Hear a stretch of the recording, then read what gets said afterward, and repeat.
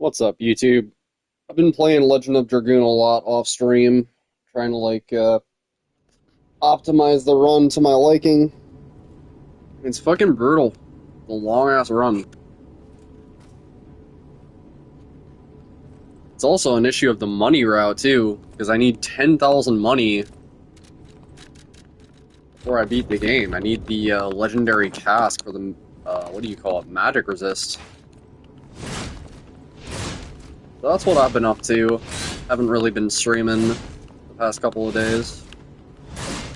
Figured I'd do a little Liza P run here.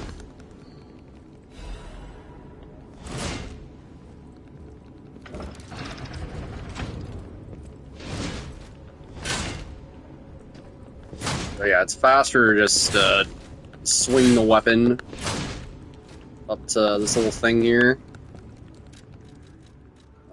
I don't think it really matters. You're just about to see if I was live? Damn. I have people anticipating my runs. That's crazy. I'm glad to hear it, though. Yeah, I love Liza P. I've maintained the stance for many years now that Liza P... Well, I shouldn't say many years now, but... It was my favorite game for many years, since 2023. And then Expedition 33 came out, and now it's my second favorite. Or, it was, but then I got really into Legend of Dragoon, and now that's my second favorite. Now, I'm not sick of Legend of Dragoon, it's just such a long fucking run, and, like, I want to be happy with what I present as content to you guys. I don't want to be just wandering around aimlessly, getting lost in shit, and having boss fights last a million years. I want to feel like there's some sense of optimization to my route. You know, just like with the FF9 run that I did. You know, world record is absolutely not my, my goal, but I do want to, like, be happy with the run that I'm doing. That's just the way that I look at speedrunning.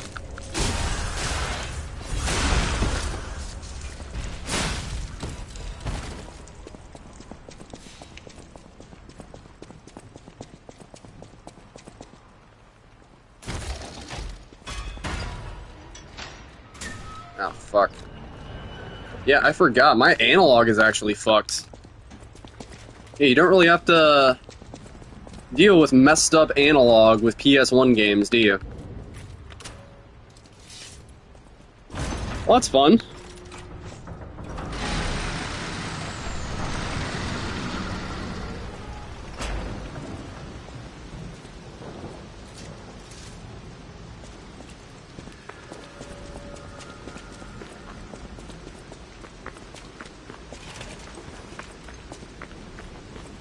But yeah, there's just something about Liza P compared to any other Souls game that just makes it... Like, Elden Ring, it is a lot more massive. You know, there's a lot more content to it. But,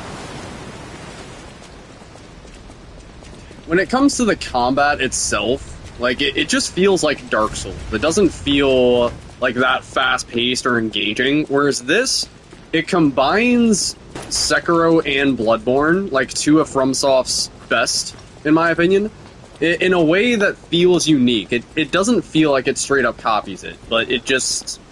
It blends them in a really unique way that never gets old to me. And also the court system. Like, even though the game is linear, you still have yet to play this. Damn. Even though the game is linear, like, you can unlock these passive abilities just from exploring around and grabbing the quartz. And that unlocks passive abilities that, just, like, make you stronger. You know, stuff like heal potency, motherfucking extra Fable Arts, which is like your Ash of Horrors. You can do increased crit damage, you can do increased stance damage, you can make your buffs last longer. You know, all these really cool things.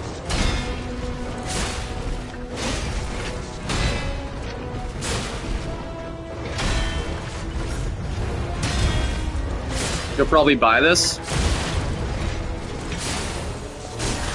It's definitely worth a playthrough if you enjoy Souls games, but it's a lot more difficult than Elden Ring, I will say. But, you know, there's difficulty options, and there's, like, items that you can buy to circumvent the difficulty. Kind of like Legend of Dragoon, you know, like we were talking about with Shauna. Very similar deal, if the boss fights are too difficult for you. But I'm the type of player to prefer to play things in a more difficult way, in a more dynamic and engaging way. I like this greatsword right here. I think we'll just main this greatsword until we can get the weapon. Souls-like difficulty is basically as hard as you make it. Yeah, for the most part. But with the DLC, they also added difficulty options. So, in the event that you decide that it's a little bit too hard, you know, or at the very least, like, you can ease yourself into the game's systems by, you know, approaching it at a lower difficulty. You know, like, it's just there. I'm not saying that people should do it, but I'm also the kind of person who, like, gets low-key annoyed when people say these games are too hard when systems like this exist, right? And it's the same deal in, like, Elden Ring and Dark Souls, when people say, oh, the game's too hard, but meanwhile Black Knight weapons exist, fucking Crystal Soul Spear exists. Difficulty is probably nice for newer players to Souls-likes. Yeah. And also, the DLC is, like, the hardest Souls content that I've played. So, you know, these devs knew that that wasn't going to be for everybody, and they wanted to make it, like, possible for, like, noobs, so to speak. Alright, let's... This camera...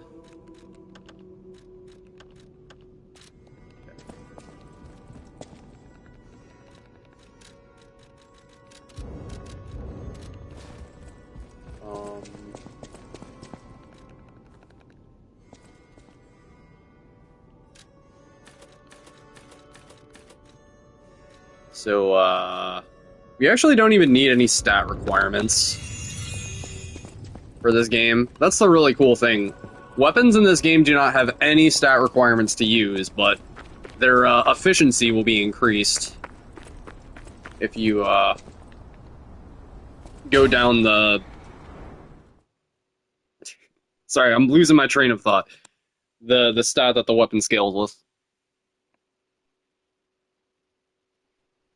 So, on a level 1 run, you can use every single weapon in the game. How do I feel about the consort nerf? He's more balanced. I still just don't really like the fight, if I'm being completely honest. But, I really like the music to the fight. Like, I guess what you're saying is, like, how do I feel about the fight before the nerf? And, yeah, he was, really bad.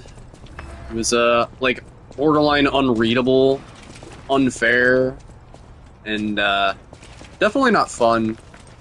Kinda just begs the question of why he even existed in the game. And, like, yeah, after the nerf, yeah, sure, and, like, he makes repeat playthroughs not annoying as fuck, but I'd still just rather end the playthrough with Mesmer and Romina rather than going to that entire area, if that makes sense. Like, rather than even fighting Consort, I don't even want to fight Letta. I don't even want to go to that area. Like, Romina is already pushing it for me, but I've grown to like her. You know, after doing so many playthroughs. I used to fucking hate Romina's guts. You know, and that's just the way that I feel about Elden Ring. I just only want to fight the bosses that I enjoy fighting. It's like Midra, Rolana, Mesmer, obviously. Motherfucking Sunflower, I enjoy with, like, a fire build. Putrescent Knight, I enjoy with a holy build. Bale is pretty fun with the Dragon Hunter's Great Katana. You know, there's, what the fuck? There are a lot of fun bosses that I look forward to fighting in Elden Ring, but Consort is just not one of them.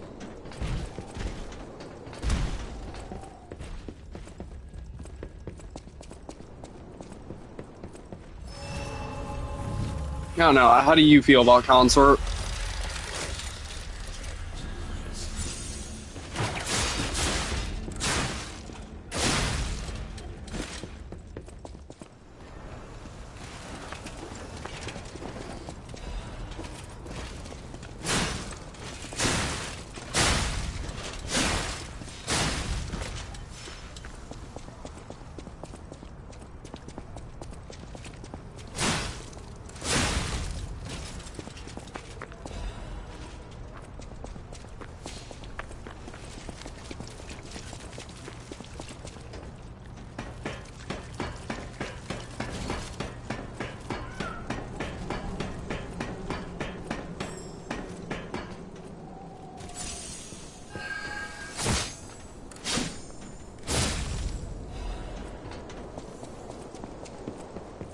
Oh, this analog is so fucked. It was a fun experience, but the only thing that pissed you off was the light pollution on your screen. Yeah, I feel that. There's just a lot of BS going on for sure.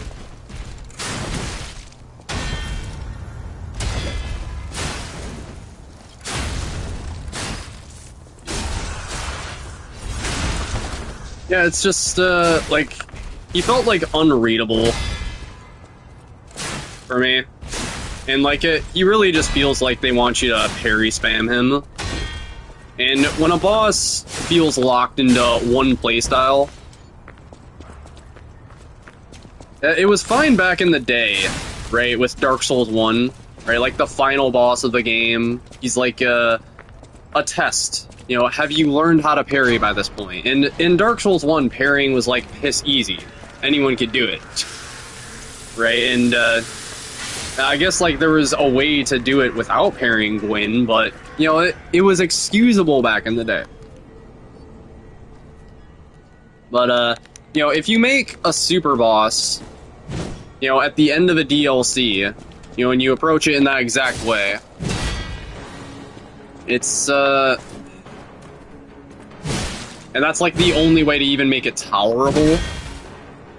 Yeah. Just not a very fun approach to difficulty, I feel. They could have done that a lot better. Ow. Ow.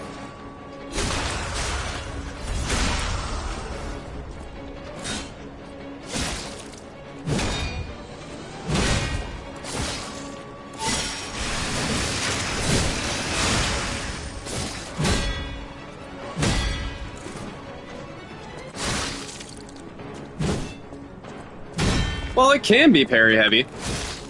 The thing is, when you parry, you know, you do a lot of stance damage, and so, you know, you can kind of, like, break their stance like that, and lead into a riposte without really attacking them at all, if you want. However, you don't have to.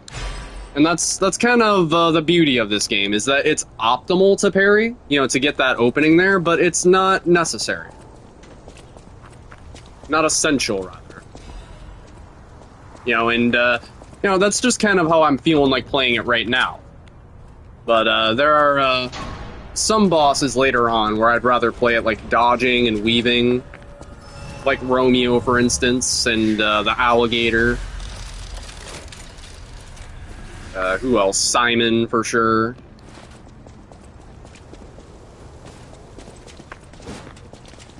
So, like, that's kind of what I appreciate about this game compared to other, Sekiro-likes, as we'll call it.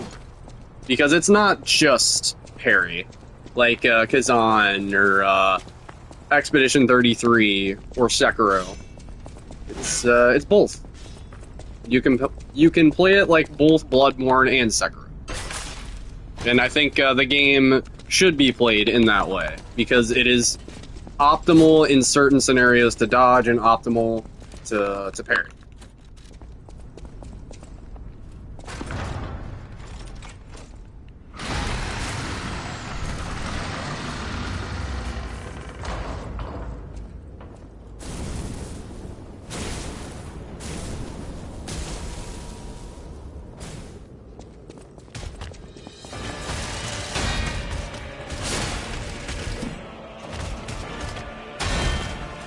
And the parry window is pretty tight. So, you know, just keep in mind, I'm kind of making it look easy, but it's not this easy at all. You know, it's, that parry window is quite unforgiving. So, I would even recommend for first-timers to, like, unless they really enjoy parry gameplay, then, yeah, if they're trying to, like, get through the boss and, find consistency, dodging is a lot better. Parrying is very inconsistent. What language is this boss speaking? Good question. Korean? This game was made in Korea, so, that could be it.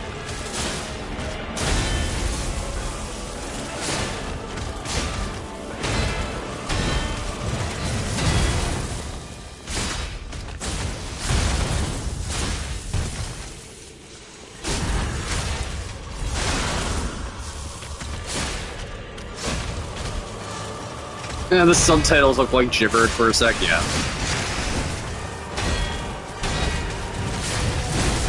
That piece of shit just ate my Fable. How dare you?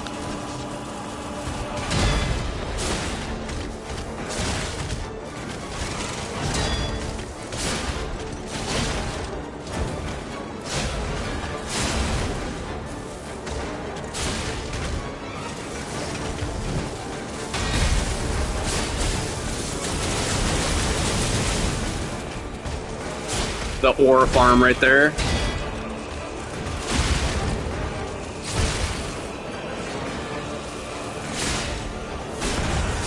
Alright. GG. Yeah, weapons also have durability in this game, but you can do something about that in the middle of a fight. You know, durability is never fun in a video game, but in this game you can kind of treat it like a heal opening, or, you know, just like any kind of opening like that, where you would have to get distance and, you know, kind of respect the boss for a few seconds before you can get back into the groove of the fight. And, this is the only game where I actually appreciate durability in because of that. You know, and it's also, I just love the animation. There's just something about seeing that bar in the bottom right go up while I'm using this in the middle of a fight. It's satisfying.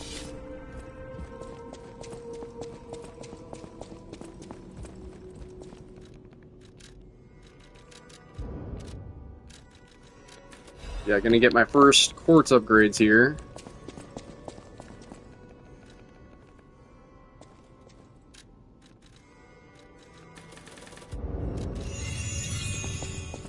The sparks flying off.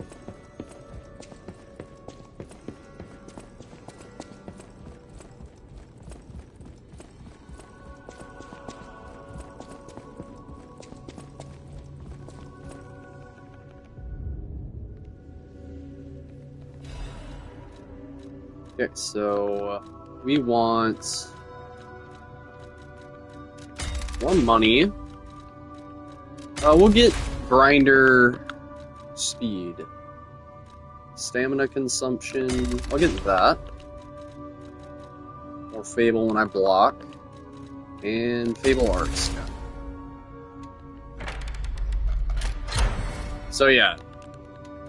You get all these passive abilities in this game, and the more quartz you get, the more stuff you unlock. You get heal potency. This actually halves your stamina while you're running around and when you're dodging. So that's overpowered as fuck. You know, buff duration, Fable Catalyst effect, buff duration. You can have more items and shit.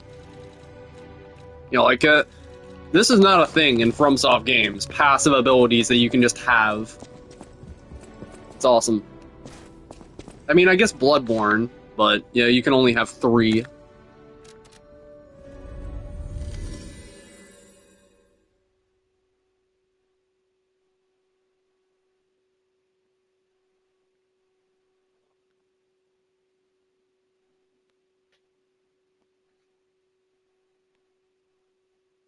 You know, like, that's also kind of like a difficulty slider in a sense. Right? Because it's like, you could be like me and, you know, uncover every single quartz every playthrough because you're just a fucking loot goblin. And that circumvents the difficulty by a lot.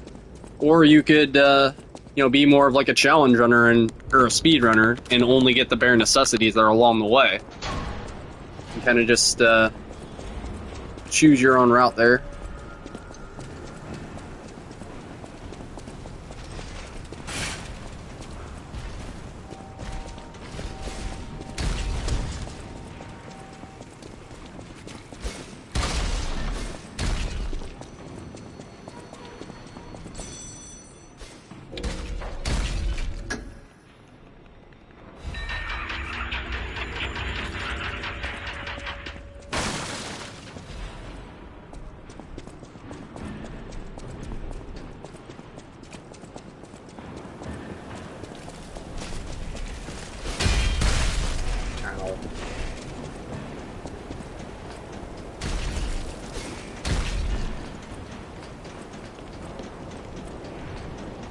Yeah, status is fucking hurt in this game.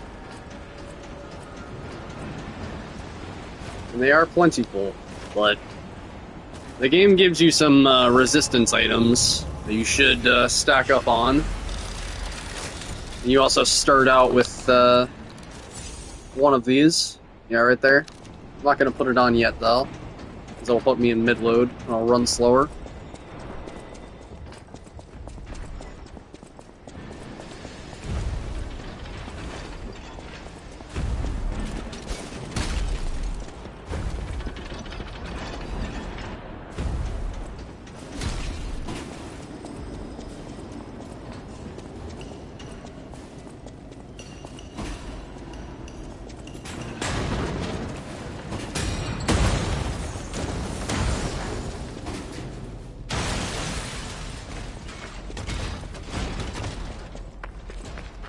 Run right by that guy.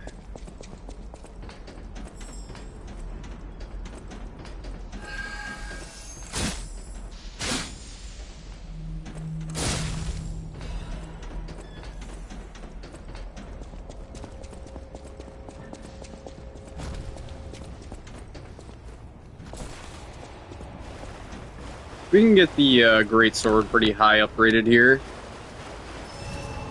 Hidden Moonstones right over here. You only need 7 to get it fully maxed.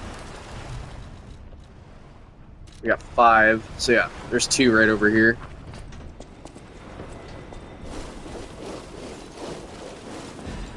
And this controller is so fucked. It's fine for PS1 games, though, and turn-based combat games, like Expedition 33. Just one more reason why I can never, ever get tired of E33. Even though I know my audience has, long ago.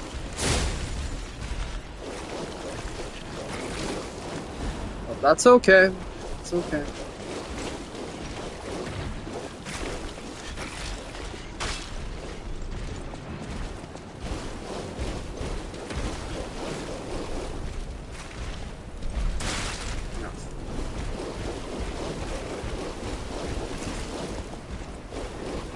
To be fair, it has been a few months since I played Expedition 33. So, I don't really know.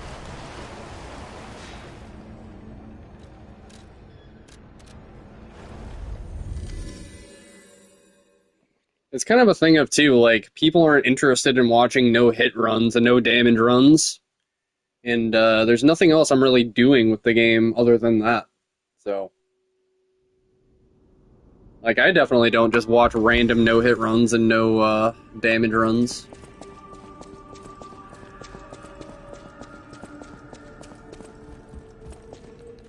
So it's kind of hard to find, like, unique challenge runs for Expedition 33. Unfortunately. I wish I had PC so I can mod it. Yeah, they can be demoralizing. They're still fun for me even when I have to reset constantly. But, when it comes to viewers, like, I can see them getting tired of it. You know, having to reset constantly and,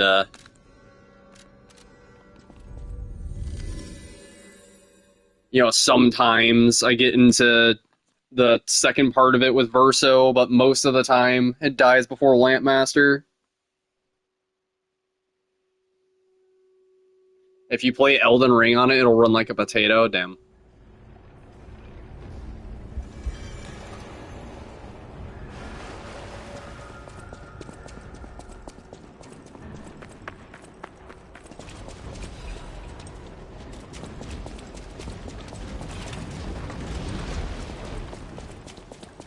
Yeah, like, it would be nice to do some kind of rando for Elden Ring, you know, or Dark Souls, or any of these games, but just can't do that. It's not supportive on console. I tried the rando for Lords of the Fallen that was just built into the game, and you know, like, there's so few enemies that it barely felt any different. In fact, like, the rando felt slightly better than the base game and slightly less toxic, because, like, with it being random, it wasn't like there was the same toxic enemy spammed in the most annoying way possible. But sometimes you would come across, like, an impossible scenario that would just kill you. Yeah, Lords of the Fallen is not a very good game. It's really not. I want to say nice things about it, though, because I enjoyed the exploration.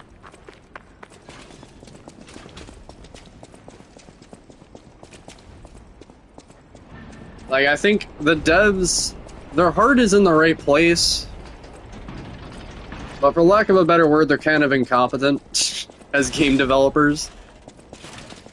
They just have no idea how to make a good Souls game. They're just trying to make a Souls game, right? And just be like, oh, hey, people like Souls. If we make your character look attractive enough, then you know, players will buy it, right? Because all that really matters is how it looks. As a boss rush, yeah. Yeah, that would be cool. Yeah, I played Night.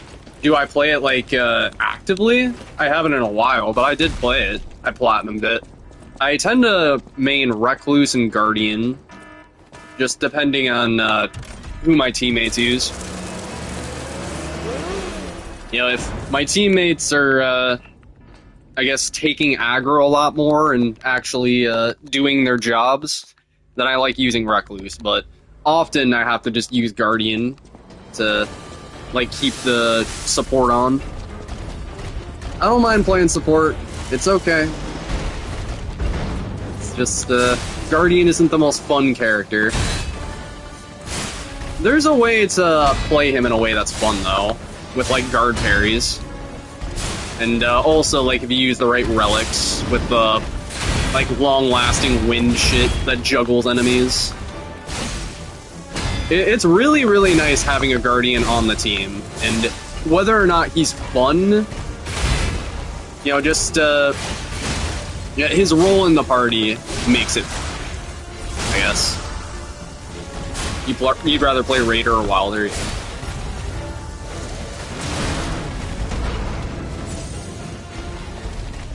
I heard they buffed Raider, or they, buffed his R2 speed.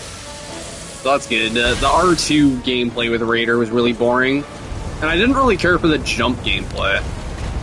That's why I would always tend to main either Guardian or Wilder. Because I'm more of like a Chart R2 guy, rather than jump attacks or R1s.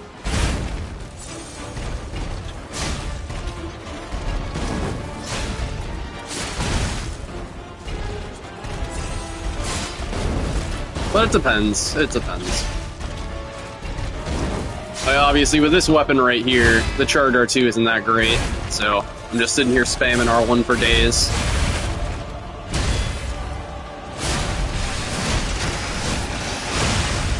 But I'll be getting the good weapon very shortly.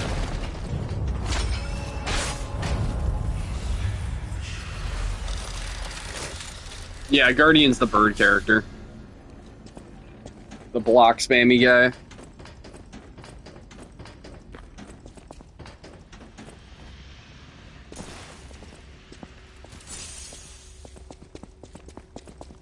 Yeah, I mean, Guardian's dodge is so terrible, though, and that's what makes him so not fun. Because, again, just like I was talking about with Sekiro, I hate being pigeonholed, pun intended, into a playstyle. Yeah, his flying ability. He also had that regen on his ult. That was pretty good. You know, it can really keep your team alive. But that's the thing, too. No matter how good of a Guardian player you are, sometimes your teammates can be just so stupid. And, like, that you just have to let some people die, unfortunately, if they're really trying to sabotage the run. You know, and if you're playing rando, you just have to understand, like, who the dumbass is, or who the dumber person is, who is the bigger priority to save. Unfortunately, that's just how it goes if you're playing rando. You can only save one person or another, oftentimes, because the other person is off trying to be a hero.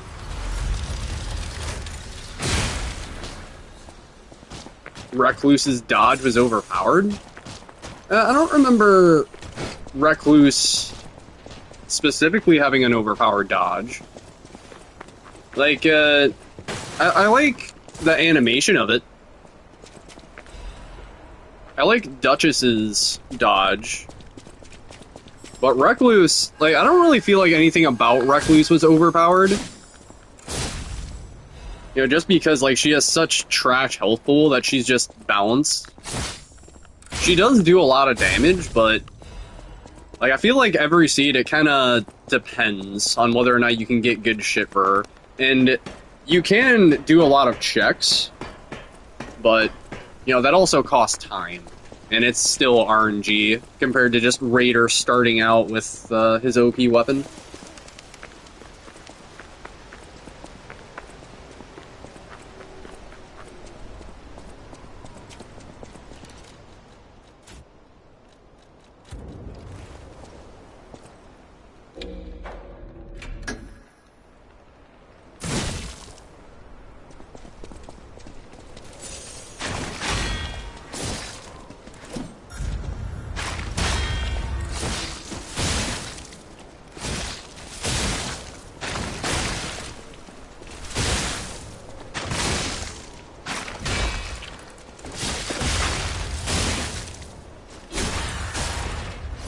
Spamming this stupid Legion right in her face. Just because I can.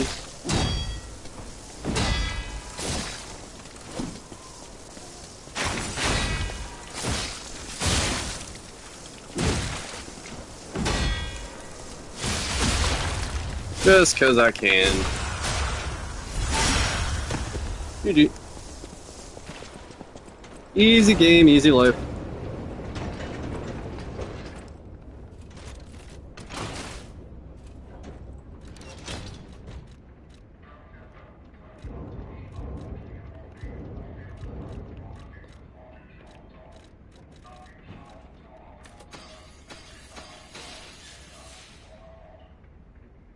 Yeah, we'll use it. Fuck it.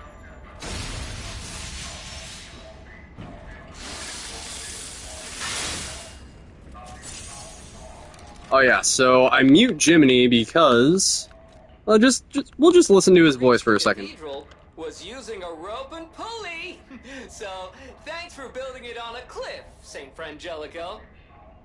I kid, Frangelica, wonderful saint, wonderful. Anyway, next stop, the Bridge of Atonement. While you atone there, don't miss a magnificent view of beautiful Krot. It's been my pleasure, friends, and enjoy the rest of your journey. I've been your captain on this ride, Gemini! Well, not bad, huh? Oh, I really am good at this. When in doubt. So everybody who complains about Jiminy, just remember you can do that. Just remember, you have the power. Mute the ever-living fuck out of him. Yep. And it's like, he never even tells you anything important. He doesn't give you gameplay tips. He doesn't even really give you important story bits. He's just there to yap. He just kills the fucking vibe, man. So, like, yeah, I fully condone just muting the fuck out of it. And, like, it's a valid criticism. Anybody who, says that they hate this game because of Jiminy, like, okay, that's fine. But, like, it's also, like, disingenuous to, like, you know, pretend that Laxasia isn't a great fight and Romeo isn't a great fight and all of that. And that the weapon system and the combat isn't great. You know, it's a simple solution, so...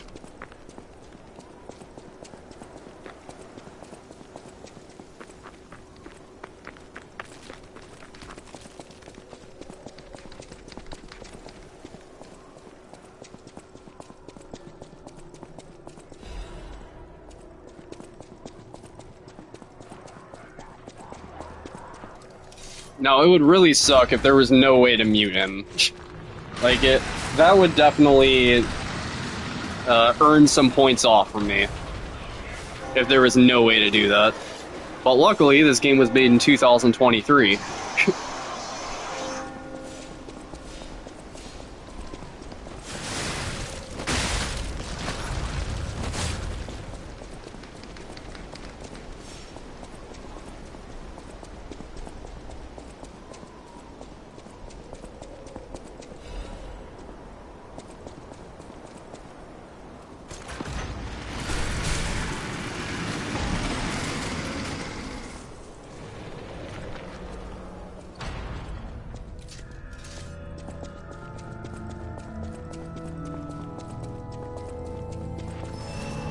So let's get Left Arm of Steel back out.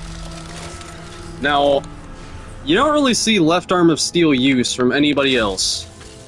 Nobody else appreciates Left Arm of Steel but me, for some reason.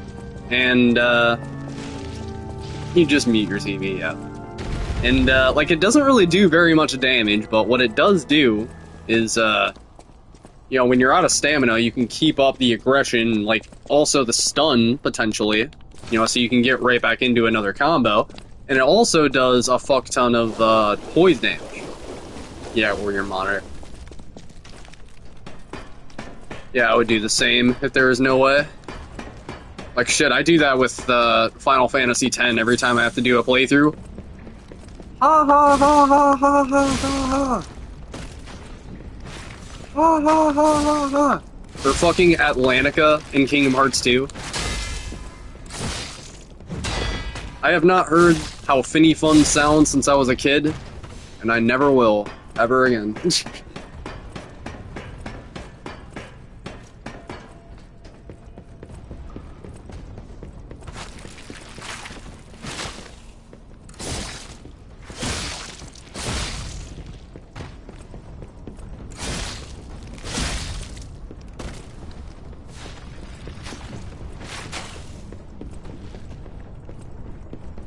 You can live, guy.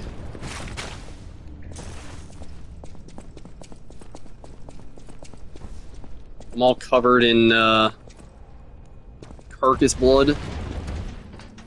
Or I was, rather.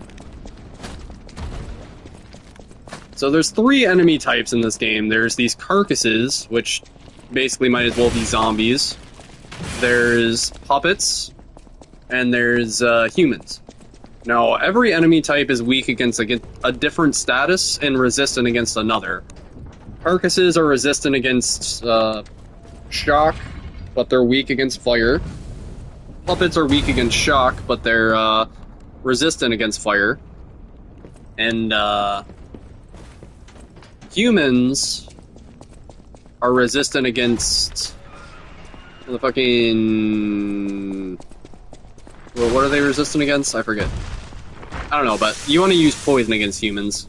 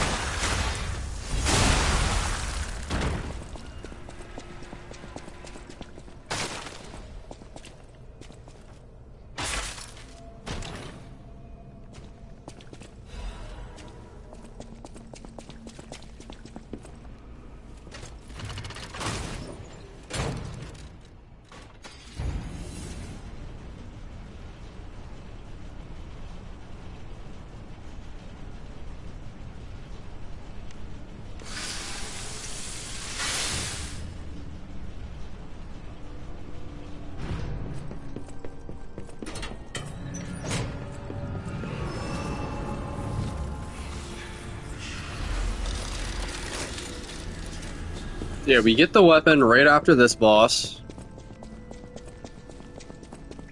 Immediately afterwards.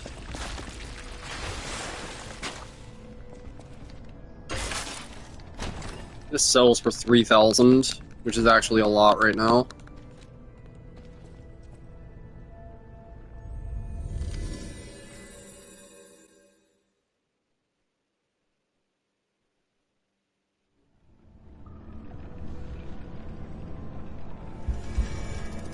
See, and that's another thing about me, guys. I am so allergic to speedrunning. I would take 30 seconds to go out of my way for 3,000 souls. It's like, yeah, is that a lot right now? Sure, but do I need it? No. Just considering that every boss so far has given me 5,000 souls, right, and they have a consumable soul that also drops 5,000, it's, that kind of shows you where the economics are with this game. Very similar to Legend of Dragoon, actually. You know, how you can't just go out and grind to get OP. It all just comes from boss fights. And you gotta, you know, route that out accordingly. How's the replayability in this game? Oh, it's excellent, man. Now, the weapon system, you know, you can customize, like, pretty much any standard weapon with anything, you know, and it's, you can kind of, like, just design whatever kind of weapon you want that suits your own playstyle. And, yeah, it's, it makes replayability incredible in this game. And the boss weapons are also just, insanely good, too. The DLC is, in my opinion, just the best Souls content that I've ever played. What else? And yeah, just the court system. You know, you can, run so many different builds with just that. You can run a throwables build, you can run a fable build, you can run a charge attack build, you can run a legion build. It all just depends. You know, it's, there's not as much build variety as, like, Elden Ring, per se, but, you know, like, the stuff that you can do, it's a lot more... what do you call it?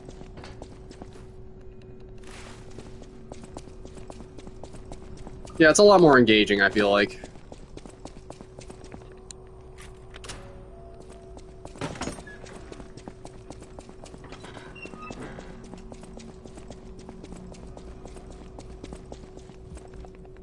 And also, like, its replayability compared to, like, Elden Ring. You know, right now I'm just kind of wandering around grabbing quartz and shit, you know, before the boss. You know, there is a lot of running in this game, just like every Souls game, but, you know, compared to Elden Ring, you know, it's not like, you know, you're just holding forward the entire time, and, like, 20% of the time you're in a boss fight.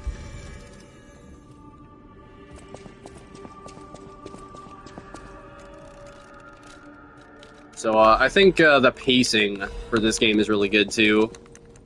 Like, even compared to, like, Dark Souls and Elden Ring. Bloodborne's pacing, I feel like, is pretty good, but I still prefer this game's pacing overall. Sekiro's pacing, I think, is just one of the best speedruns ever made, so there's no real comparison to that. But, I do think that all of those factors combined with its pacing puts it above all of FromSoft's works, in my eyes. Like, even after all these playthroughs.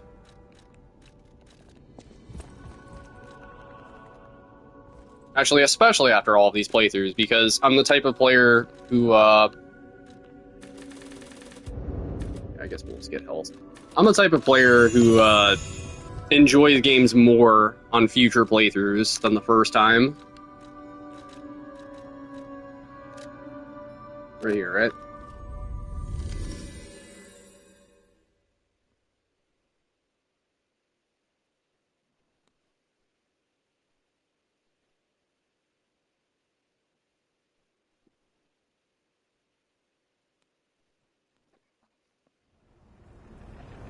Sorry, I've been losing my train of thought so often this stream, guys.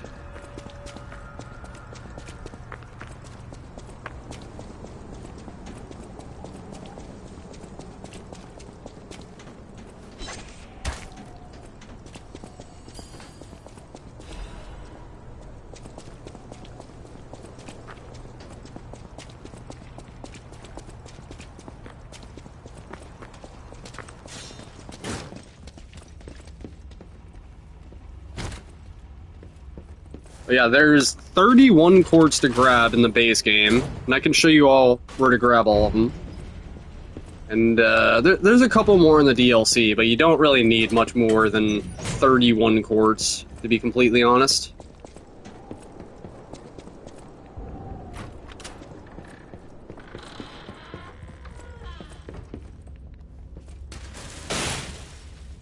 Well, there's definitely quite a few things that you can do with just 31 quartz. But I think that there's probably a good 40 with the DLC included.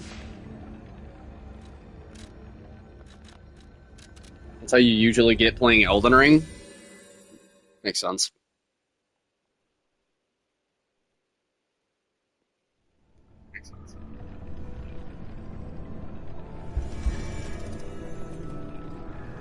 You like the level base compared more to open world? Yeah.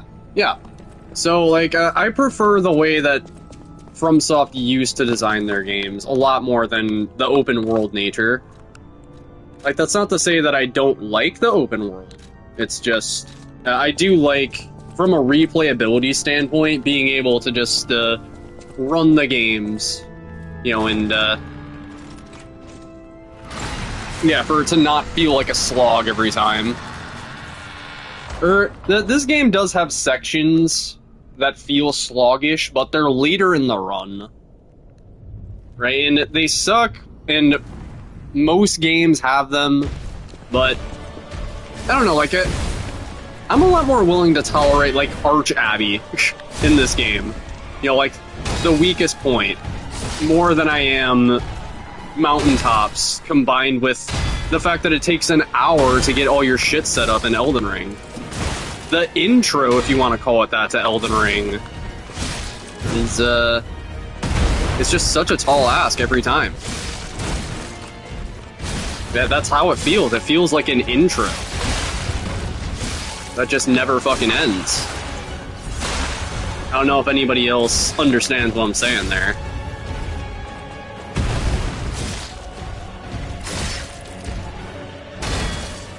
That's not to say that I don't still love the game, it's just, those are all the reasons why I vastly, vastly prefer this game.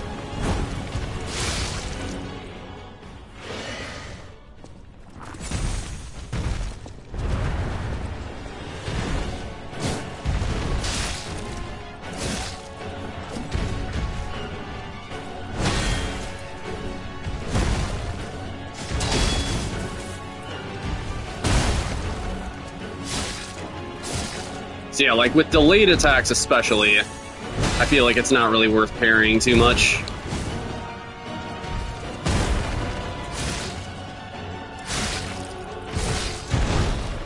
So it all just depends. It all just depends.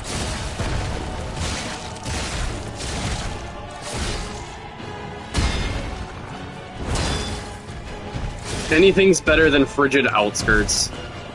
Yeah, better believe it. Isn't that Horsefuck Valley?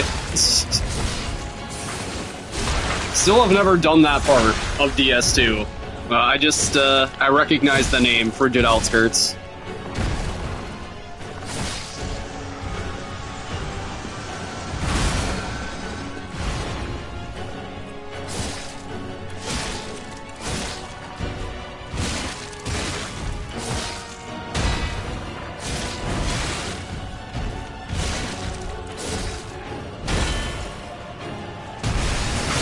Get fucked.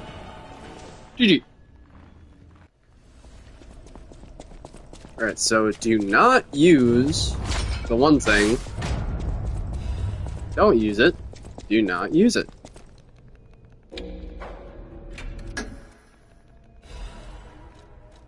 Okay. So there you go. I don't know if this is my favorite weapon in the game, but this is my favorite boss weapon, for sure. It's one of the only weapons that comes with an innate crit rate. And, yeah, it's a Charged R2 stick. Adaptability usually stops you from playing, yeah. I feel that. I think, like, 30 is a good baseline. I don't know the exact number, but... Yeah, it is... I always thought that was stupid, that you have to invest all these points into ADP before you can even get health or damage or anything. It's... Like, it's not a huge deal, but it is annoying. Like, if you treat it more like endurance, right? Like, you need enough endurance to wear your armor so you're not heavy load, then it's not as annoying, because, like, you know, you aren't really using armor in DS2, right? So... But it's still trash. It's still trash.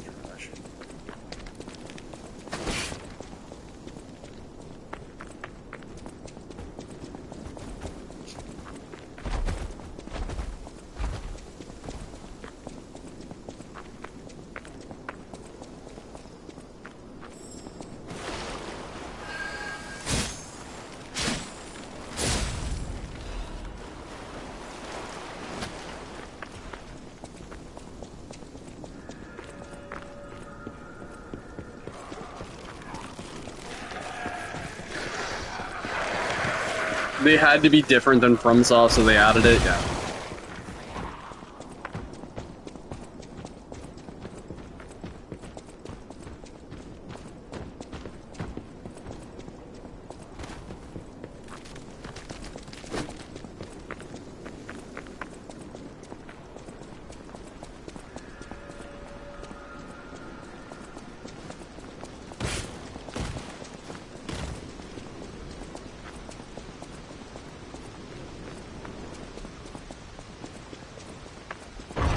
Ooh, bitch, get out the way! Get out the way, bitch, get out the way!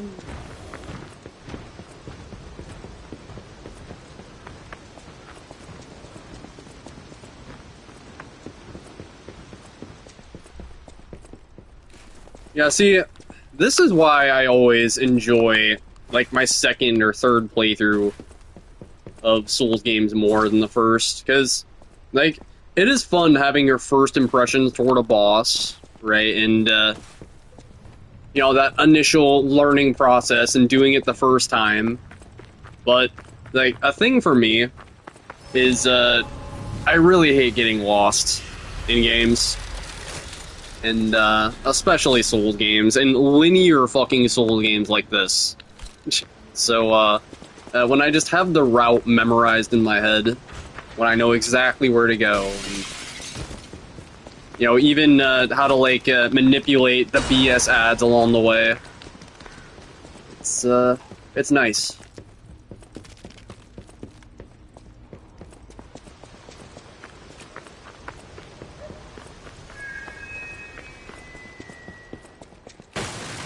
You know, I like being knowledgeable about the games I play, I suppose.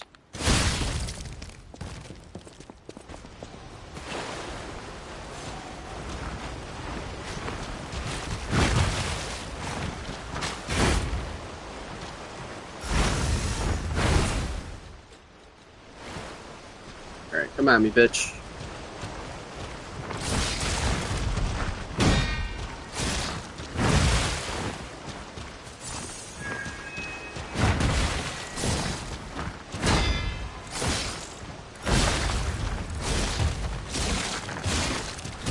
Once again, left arm underrated as fuck. Okay, you dick.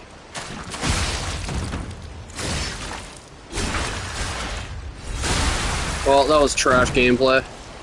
You wonder what FromSoft will release next? Well, I mean, aside from Dustblood, of course. You know, it's a good question. I would like to know myself.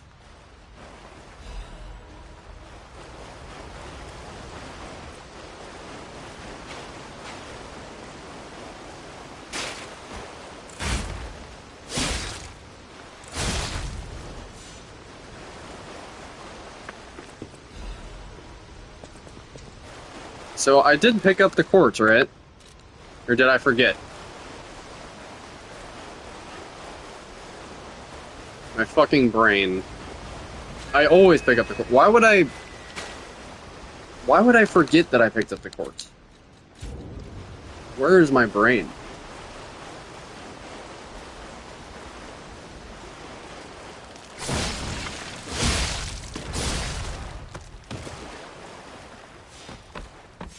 You don't talk about Dustbloods.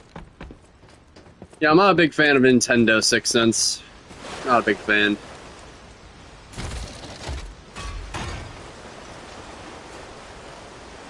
Yep.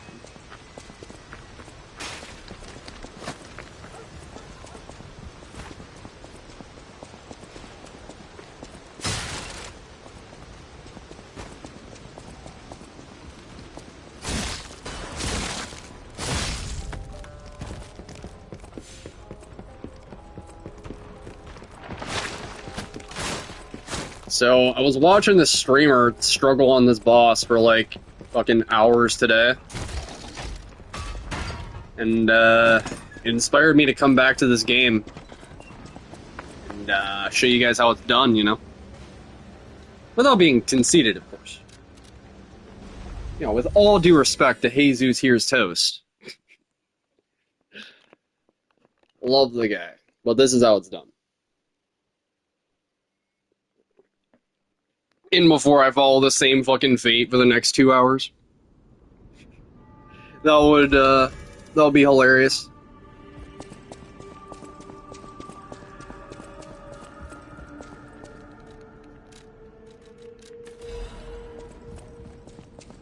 Alright, so this is a good spot to show off the Trident. For sure.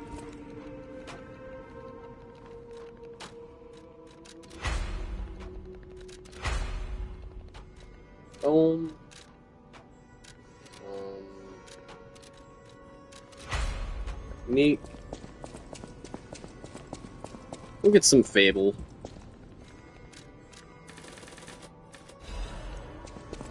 Just a few. I guess I can get some quartz. Why not?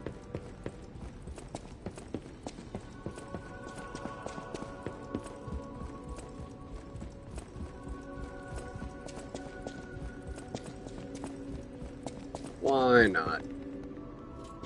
You watched your buddy play this game when it first came out and he struggled for hours? What'd he struggle on? On the last boss that I just beat? Yeah, that's kind of the way, like, not just this game, but these games in general go. You know, like, you'll watch your friend struggle on Margit for fucking 3 hours. But, like, you go hard into the game yourself, and, it's not that bad once you figure out the fight. But, trust me, my first playthrough, I definitely died quite a few times to that guy. And all the bosses. It's kind of, something that you have to do, right? I'm sitting there making fun of Zeus for dying a bajillion times to Black Rabbit Brotherhood, but that's what you have to do if you want to get good at the game. Just trial and error, right?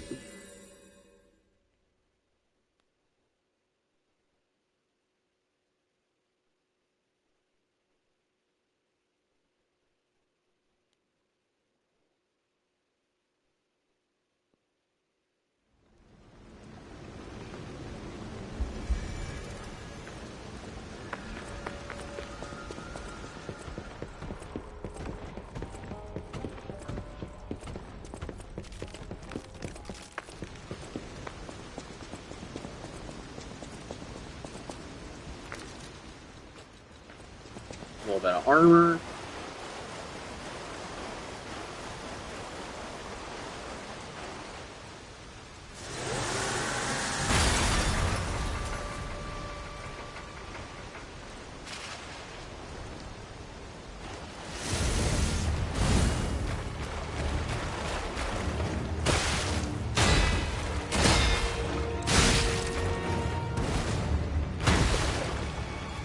R2.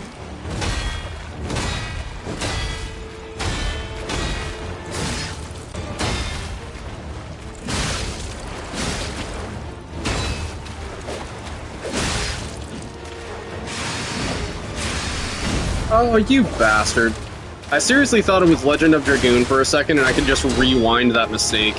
I'm too used to quality of life features like that.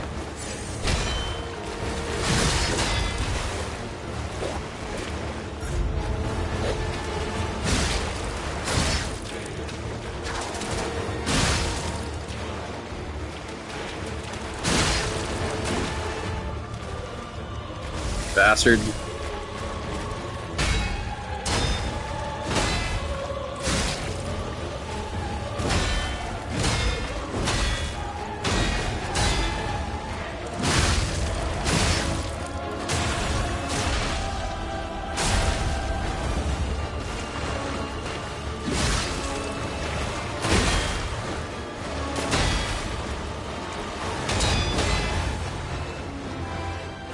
Oh. Yeah, the Trident just absolutely fucks. I don't care. For my purposes, I think the Trident is better than the Glaive. Because the Glaive is really, really good. If you're, like an Ash of War spammer. You know, I should say a Fable Art spammer. But,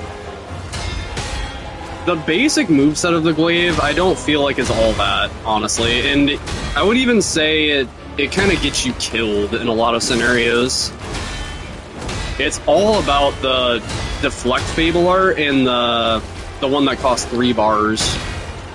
This thing, you know, as I mentioned, it comes with an innate crit rate.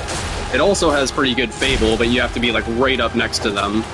And you know, slow though it might be, you know, it's got some power behind those R1s. Those old jabs.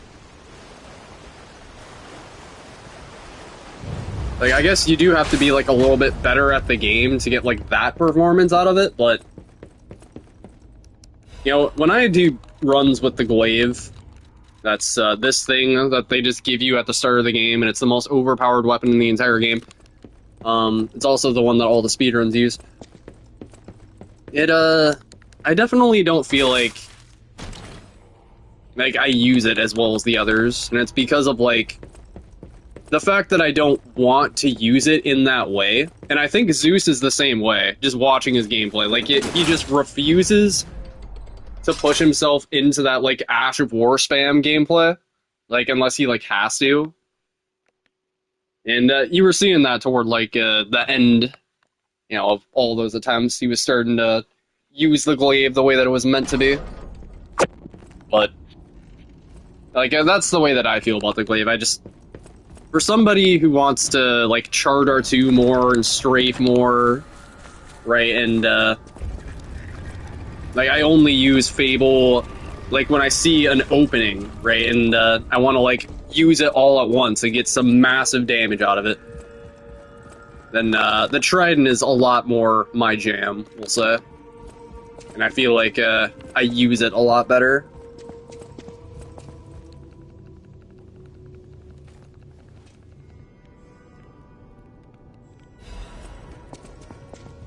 Not to mention, these devs also kind of countered the Glaive in the DLC with a lot of bosses.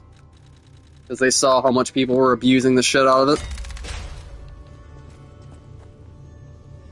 Gotta have checks and balances in this game, guys. Or in video games, rather. Like, it's still pretty good, but... you really have to know how to use it in the DLC.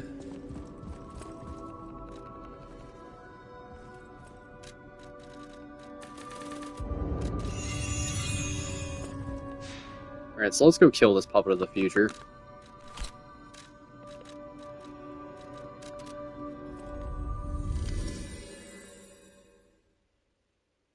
It's like spamming the Blasphemous Blade, yeah. Yeah, and also, like, on top of the fact that it's got an insane, like, Fable Art that costs 3 bars, and here, I guess I'll just show it off. I'll just show it off. Like, imagine this with proper damage. You know, all of those hits. So, like, it can be pretty nutty, but, Like, what it's really about is just the deflecting. The deflect combat art. And it's also a lot more lenient with its parry timing. I think it gives you 12 frames on the glaive, whereas the normal deflect in the game is 10? I don't know the exact data, but I know that it's a lot more forgiving with the glaive parry. So it's easy mode on so many levels.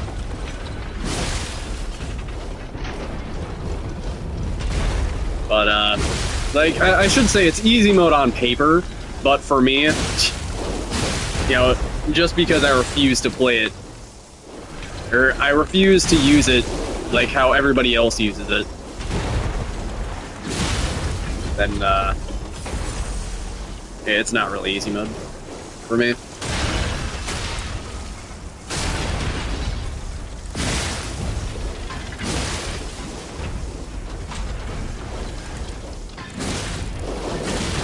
So, yeah, for my purposes, the glaive is mid as fuck. But, that's not to say that the weapon is mid. I'm just going to call it mid.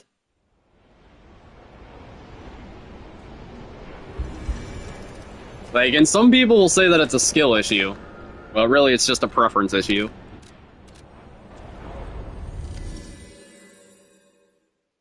Like, to me, that's like saying, oh, you don't like using Starfist in Elden Ring? Oh, that must be a skill issue. Like, no, I just really don't like being directly next to bosses and fucking nuking them in 20 seconds without them getting off a single turn.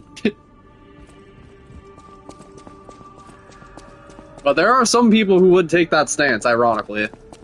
That Starfist is a skill issue, just because I don't like it.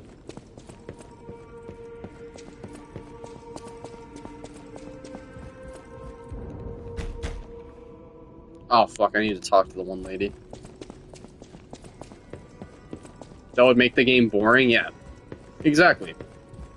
And that's the way that I like to play these games, is just approaching a different way every single time, with a different weapon, you know, with a different frame of mind. You know, I just approach the games, or I should say Elden Ring and Dark Souls 3, in a way where I wasn't rolling at all, and I had to try to strafe a lot more. And that was fun. Right? Whenever I come back to these games, I wanna try to do it in a different way. Charge R2 spam, I'm good. Right, and it's like, the thing is, Charge R2 gameplay can be really impressive if, like, it's with a weapon that feels committal. Right? Like, the Trident here, it's very slow, and like it seems like it has pretty good range, and it does, but it's deceptive in that way. You still have to, like, be mindful of your position, right? And it also costs a fuck ton of stamina, so it's a risk-reward weapon. You know, and like, those are my favorite types of weapons. And that's the way that I feel like strength build should be. Like, it's very, very powerful, but it's hard mode. You'd use Starfist on rune level 1 runs? Yeah.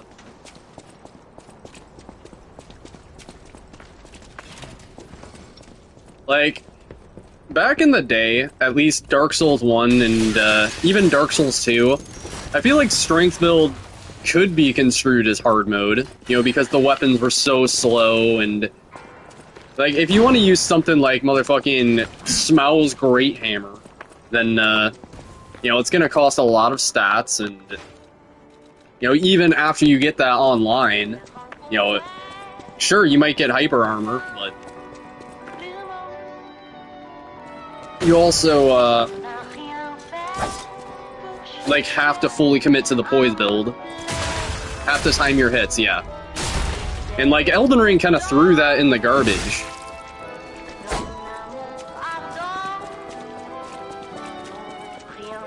Yeah, like Monster Hunter. And, like, strength build in this game makes a lot more sense, but it's also a thing of, with dex build existing, strength build feels like so much so inferior. Like, there's no incentive other than just trying a different build.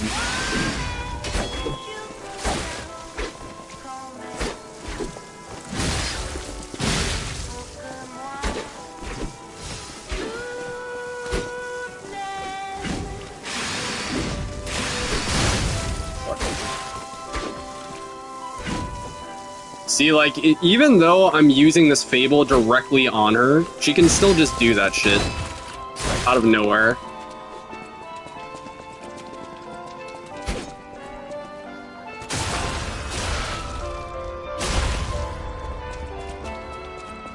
Damn dirty Dex users. I respect Dex users. I do. I have tried to get into Dex myself, but it's just not my jam. There are some Dex weapons that I like, though, like the Naja Kiba from Elden Ring. That's one of my favorites. What else? The Threaded Cane from Bloodborne. That's one of my favorites. I can appreciate a good Dex weapon.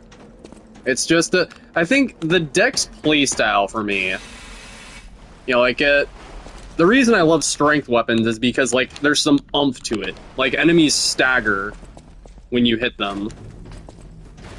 Whereas, with Dex weapons, you know, it feels like almost every enemy has hyper armor. Yeah, the Naja Kiba, I love that shit.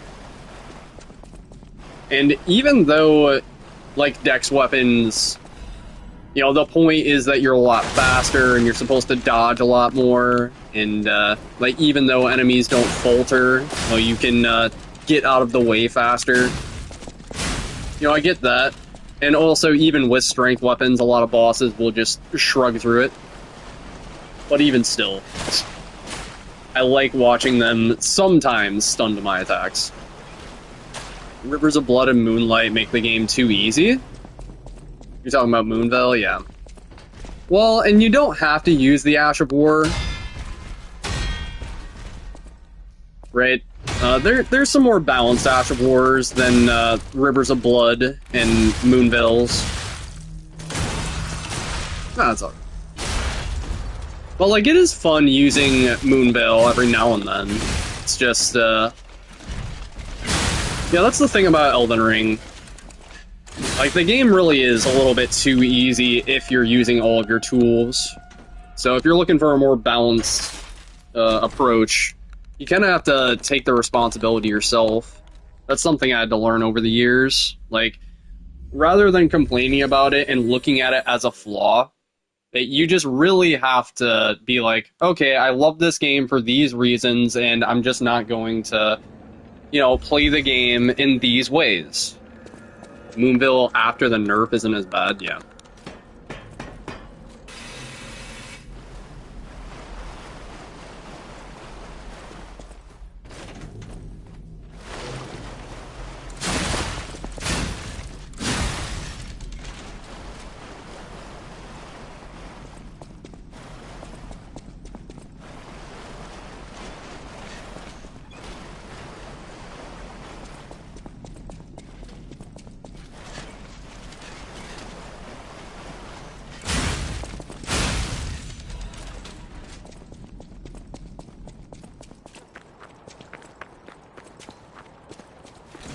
Oh, fuck. I forgot. You want puppet string for this guy?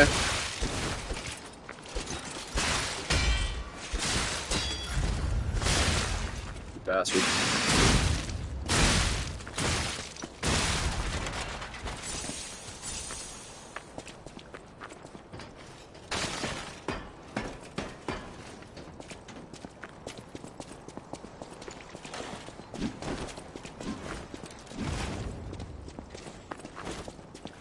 Take that off so I can run faster.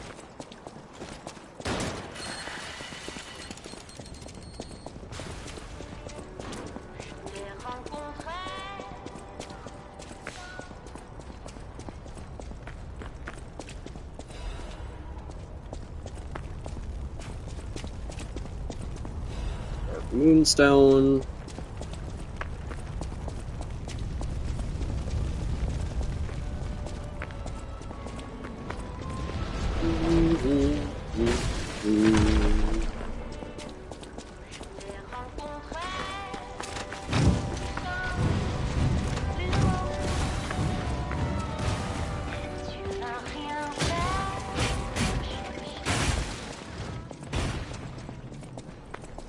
this bad boy.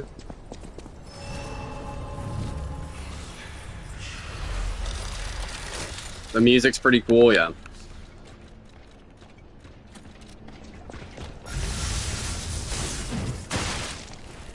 Yeah, something like that.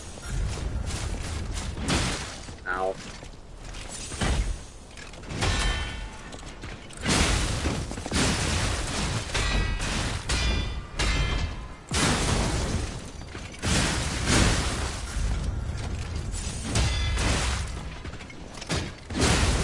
What is going on with my inputs?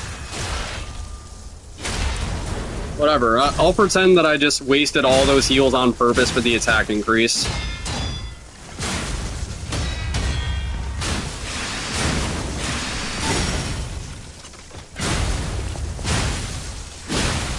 Bitch! So yeah, I heard people saying in Zeus's chat that they spent like 50-some deaths on that boss. Meanwhile, you can just do that. Yeah. So anyway, 2,000 hours. Am I gonna play Mortal Shell 1 before 2 comes out? Maybe. I don't know. Mortal Shell, it was a little bit too short for me. I got nothing against the game, it's just, not really super well off right now.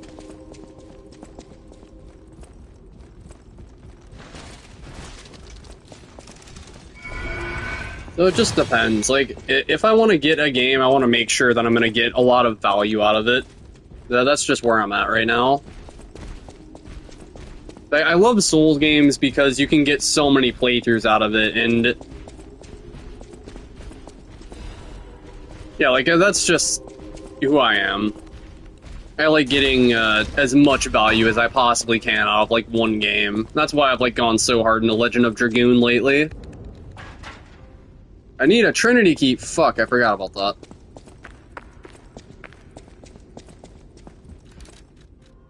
So, like, we will have to see. Like, I think Mortal Shell 2 is promising. I think Lords of the Fallen 2 is promising, but... you know, like, I also thought Resident Evil 9 was promising, and now I'm kind of regretting buying it because I only got one playthrough of value out of it. Right, and I thought I was going to get a lot more, because Resident Evil 4 Remake was incredible, and Capcom has just always been known for great replayability with their Resident Evil games. So, like, for me, RE9 was a bit of a letdown, but that's not to say it was a bad game. Just not... its replayability is a step down. They did add a new difficulty. I heard about that. I did. I don't really know much about it. Well, what... like, what new things did they add with the difficulty?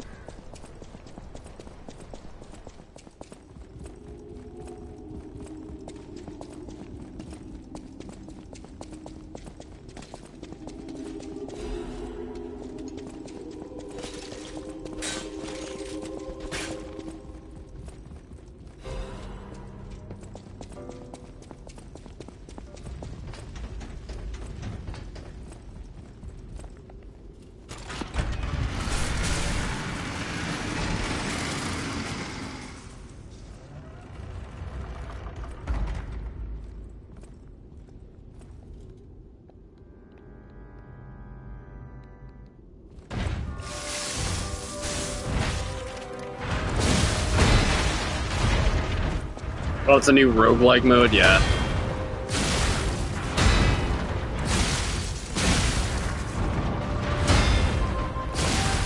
Yeah, I got the vibe that it was something like Mercenaries. I wasn't 100% sure, though.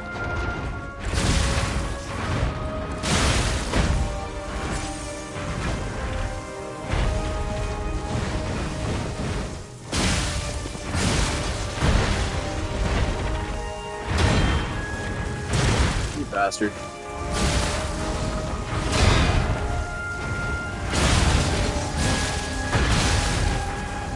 Of course.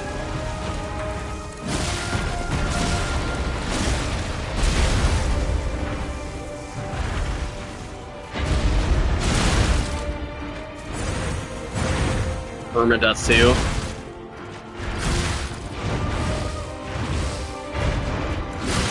Yeah, this boss is significantly easier with dodging as opposed to parries. That is for sure.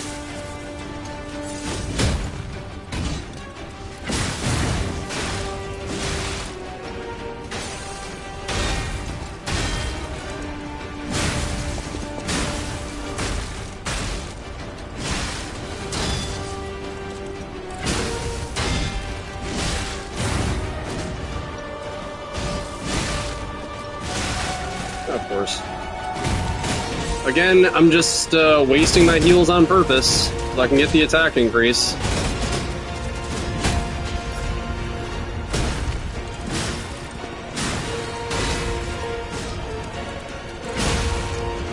How's the camera in this game? It can be a little bit wonky at times, but you know, pretty manageable for the most part, I feel like.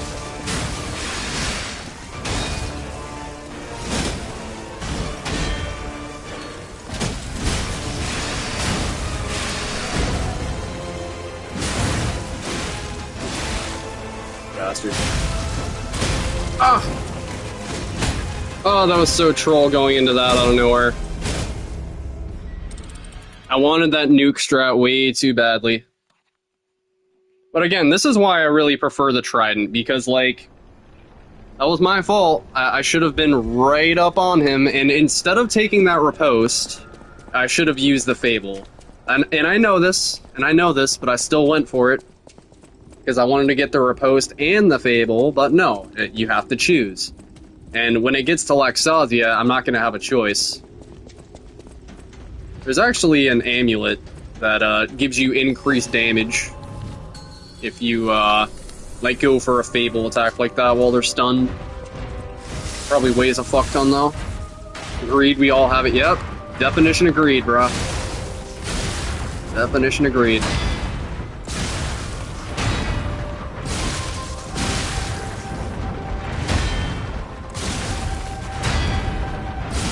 Like, just the R1s compared to the Glaive, I really, really prefer this weapon.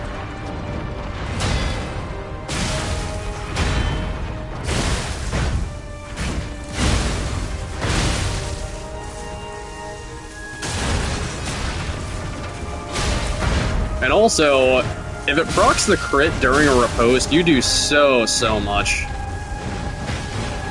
It says it has a 30% chance to crit on all of its attacks, so...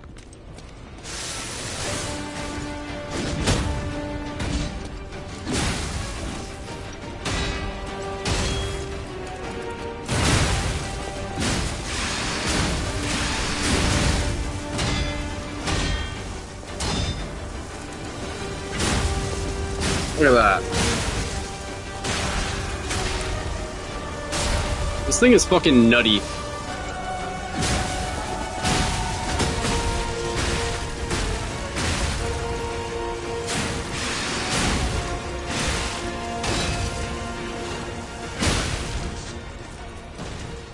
God damn.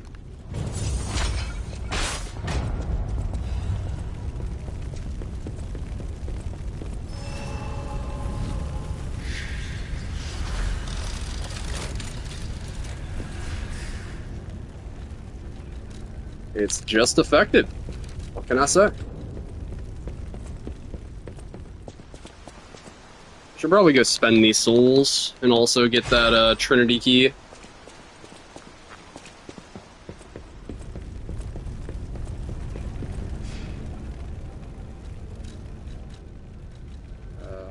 Which one?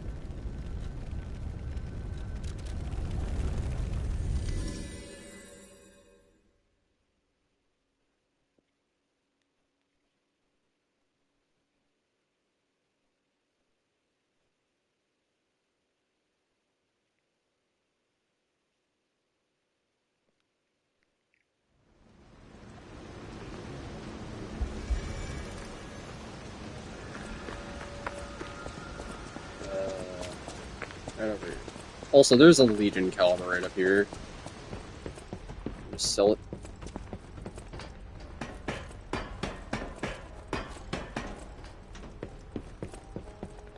Also, if you're playing this game casually, that guy sells you an infinite amount of throwables, and every throwable in the game, so...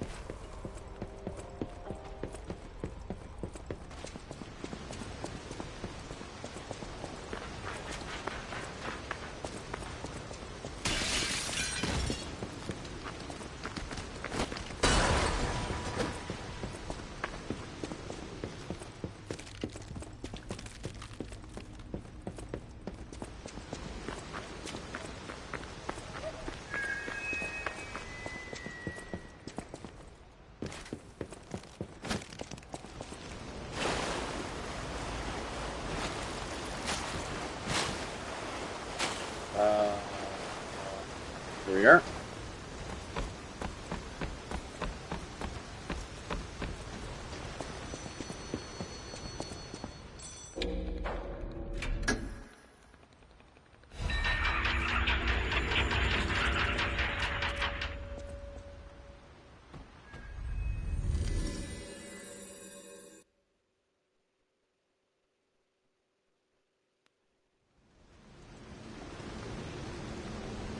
Yeah, if you want to trigger the phone to ring, you have to go back to the hotel after every single boss. Or every, like, significant boss, I should say. And, yeah, that triggers the phone to ring.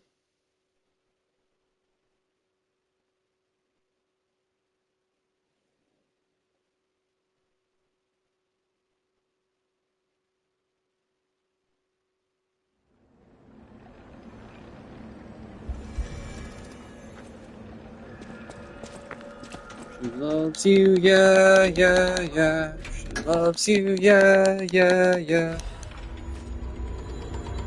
And with a love like that, you know you should be glad.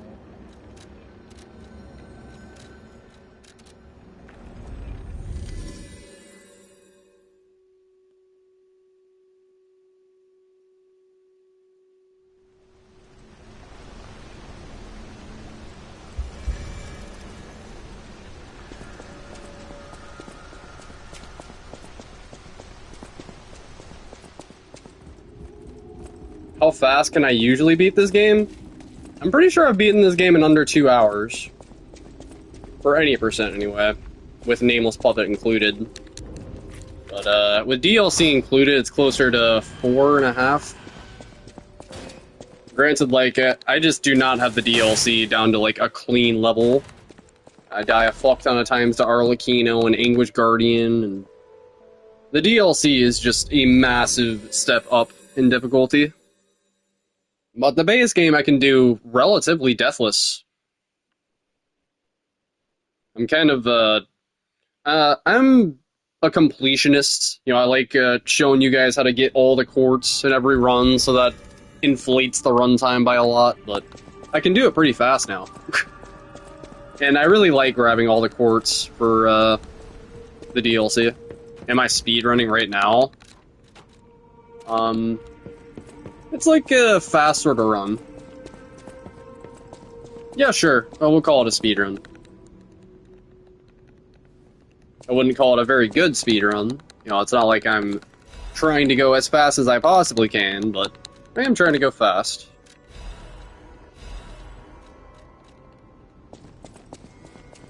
Where is Sophia? There you are.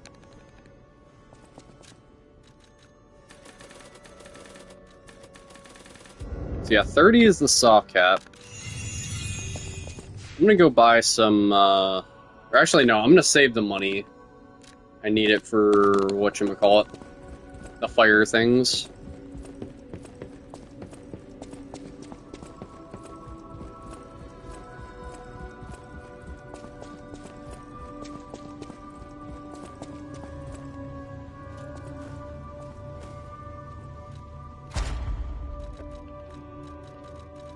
Alright, so... in, charge Stam. We're gonna get Fable Catalyst Effect. We're gonna get... lower damage when discharged. Large Stagger, that's pretty good. And I think we should be able to get, Special grindstone duration. Or what can I get again? Weapon attack when discharged. Okay. So yeah, now we got both weapon attack when discharged, increased attacks. So some big dick damage when we don't have any heals.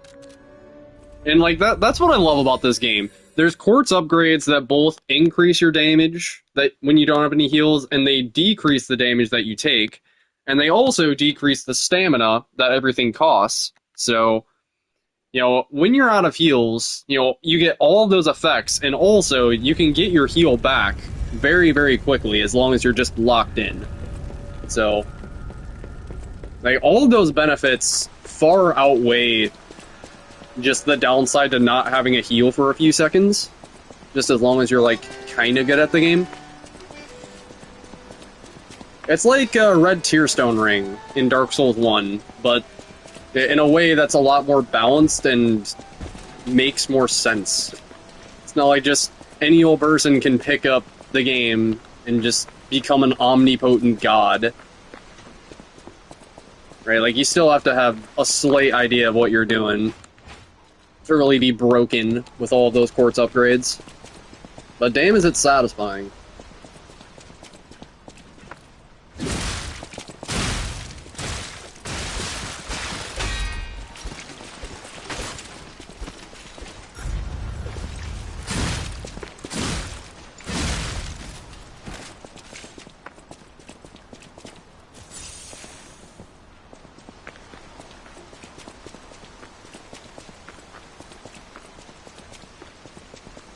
And also, you can tell when it crits because it'll, like, have a different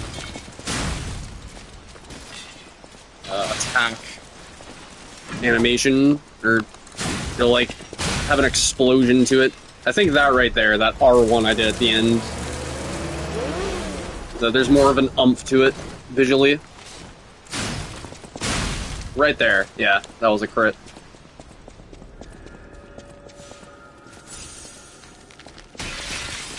It's one of the only weapons in the game that has a crit element to it. I like crits, guys. I am a sucker for crits.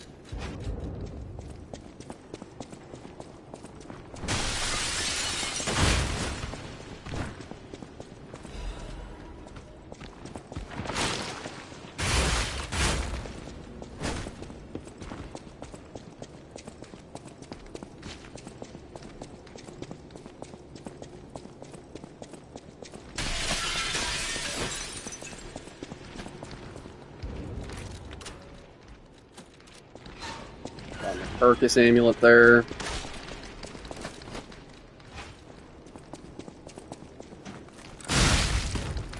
Oh.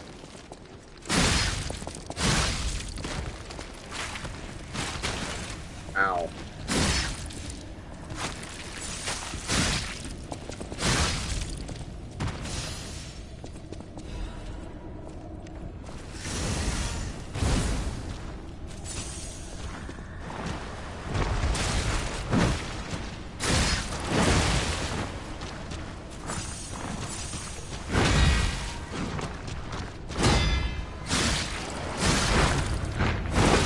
Ow.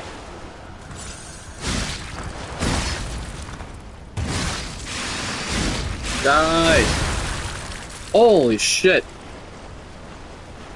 Yep, that's what happens when you have both attack increases and you run out of heals. You got completely nuked.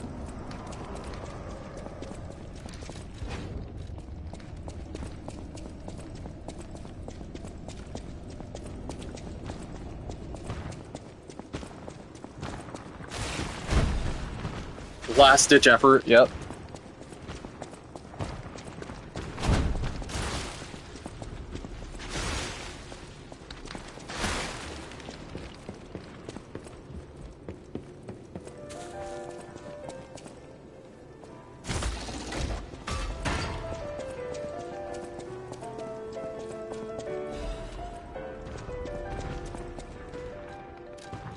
Right. Alright, so give me that.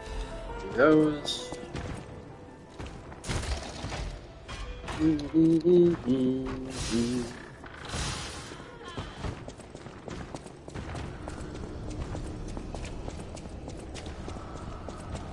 There's also a quartz upgrade you can get that, like, auto-charges your heals.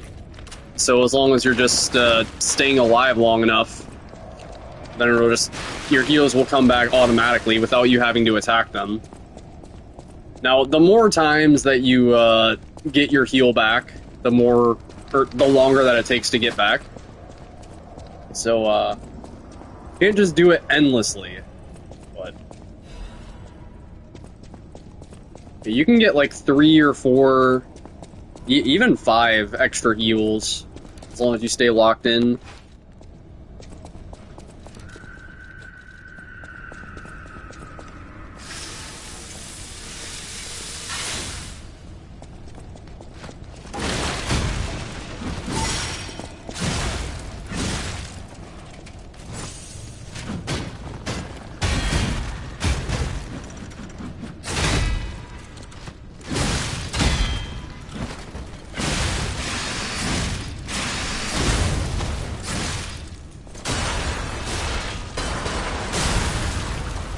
Slaughtered.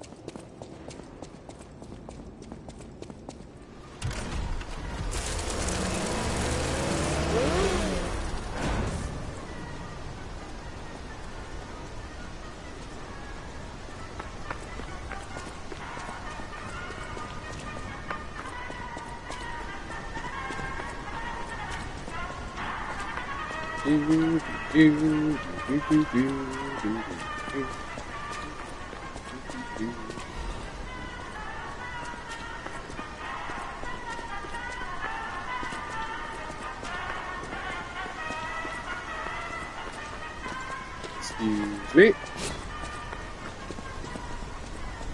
I don't know if I want to do the DLC this playthrough. Like, on the one hand, I want to fight Arlecchino, and I always get like this when it comes to Lies of P. It's like, I look at them as like 2 completely different games. Right? And like, it really is better if I save the DLC for a different stream, because like, by that point, I'm already, like, exhausted, I guess, from doing the base game. Maybe exhausted is the wrong word, but, you know, like, I've already had my fill of Lies of P, I guess, and, like, when I, am exposed to all of that, like, absurdity, like, when they, just go ape shit with those bosses, after having, like, a pretty chill playthrough, it's jarring every time. I have to, like, mentally prepare for it, that level of difficulty. Because it really does just feel like 2 very different games, in my eyes. That's not to say that the DLC is bad, or that it's even, like, a criticism, but...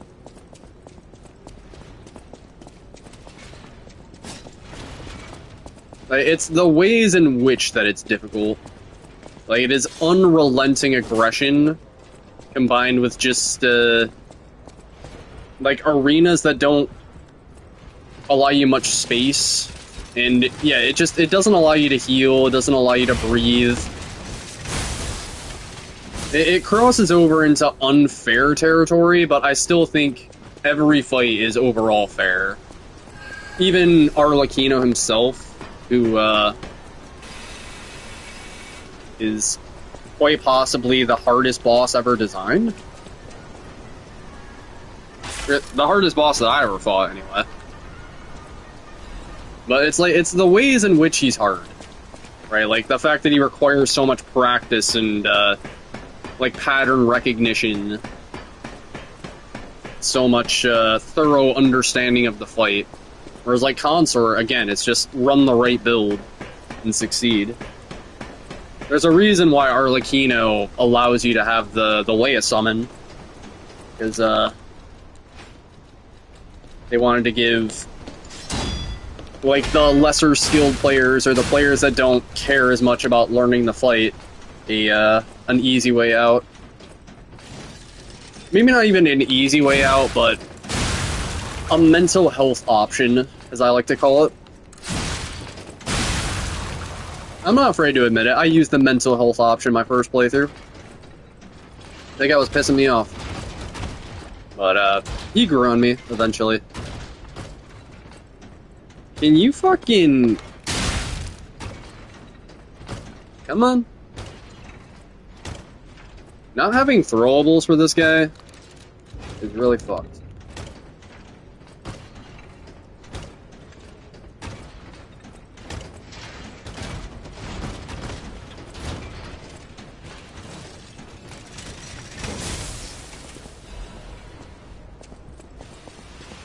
You used bleed on Millennia your first time because she was kicking your ass.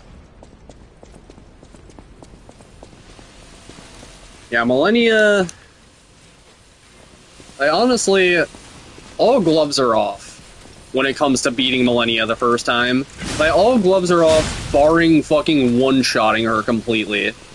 Like, if you're gonna get to that point, what's the point in even fighting her? But, yeah, like... use any fucking build that you want to beat her the first time. Like, you paid money for the game, she's... most people say that she's still the hardest boss, but I don't know, I feel like there's harder bosses, but... if you take away Waterfall, she's not as hard yet, for sure. Yeah, and, like, I understand why a lot of people really hate the fight because of Waterfall, and so... you know, they'd rather just get through it by any means, using whatever build. I don't blame them. I still love the fight, but I can understand why a lot of people get to that done point with Millennia. She can be a bitch, that's for sure.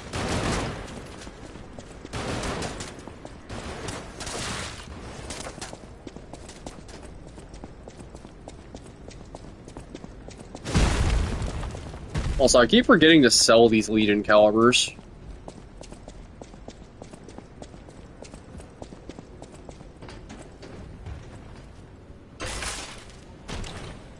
First phase is pretty fun, but she pulls so many moves out of her ass in phase 2, yeah. Yeah, and she also just kind of psychs you out a lot with her, like, slams. She'll, like, expect you to attack and, do some bullshit where she jumps up in the air or does waterfall the second you press R1 as if she's input reading you. Yeah, I've dealt with it a billion times.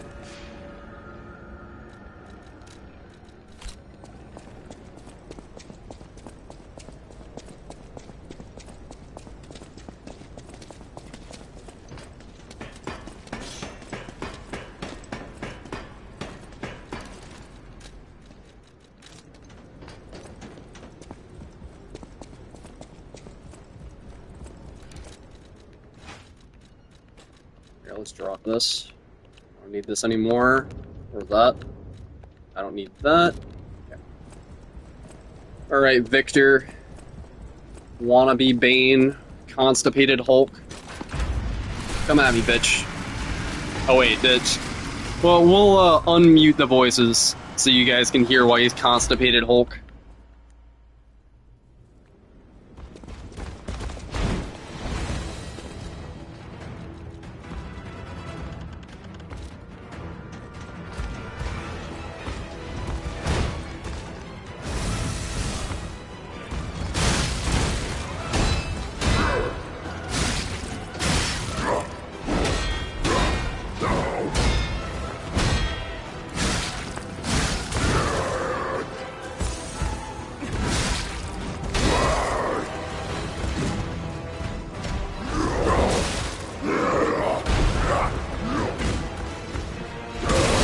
Bitch. Oh yeah, this thing also comes with a parry.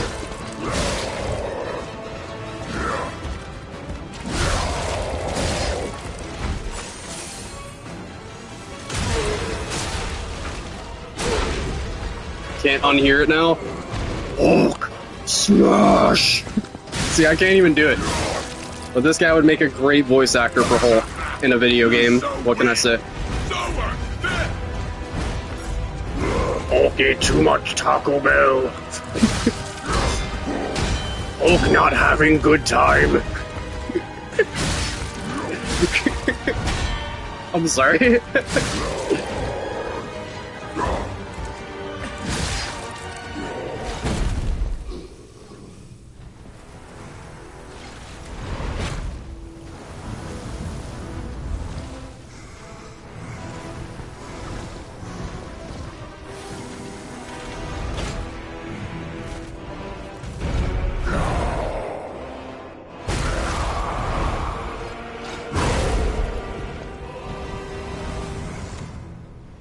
I thought there would be voice lines. The new world belongs to us.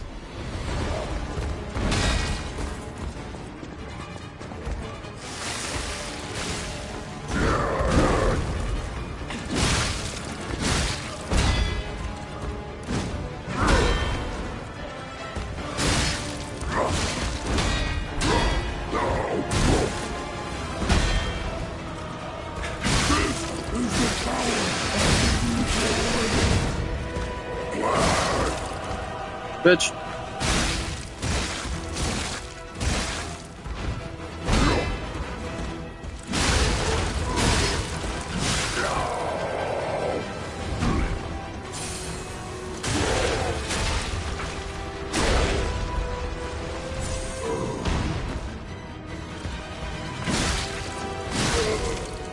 Well, that was easy.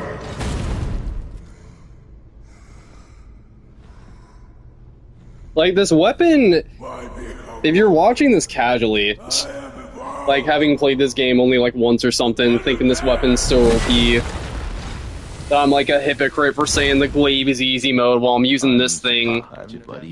Like, trust me, it's just because I'm, like, familiar with the weapon. Like, it's very strong, but again, it's... you kind of have to know what you're doing. Like, I've done quite a few speedruns of, like, level 1, so I'm well familiar with the base game. According to the guide, Vanini visited that place. I probably could do, like, actual respectable speedrun times of this game, but I'm not really interested in world record or anything like that, just more so for fun. How many times have I beaten Lies of P? So, the thing about that is that on PS4, the hours that I have on like what it says, it's a complete lie. It says that I have like 450,000 hours, which is obviously not possible, so I have no idea how many hours that I have in Lies of P realistically. But, I mean, yeah, this is probably my second most played Souls game next to Elden Ring.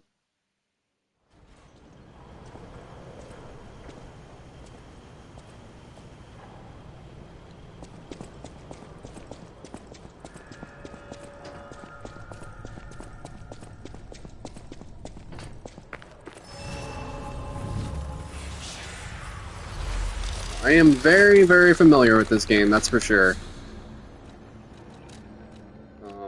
I guess we'll get fired. This place is...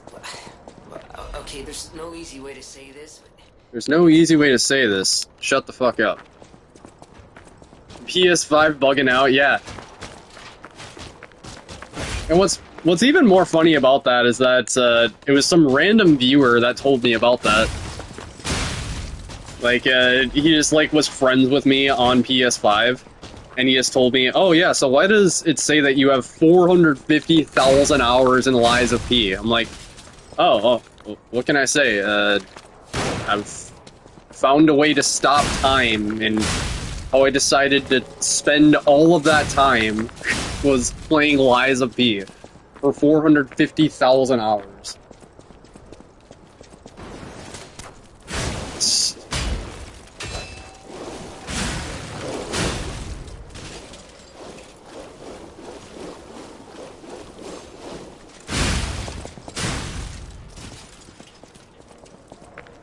Alright, I'm gonna kill this clown. I feel like killing this clown.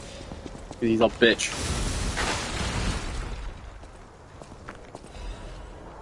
Come at me, bitch. You ain't shit.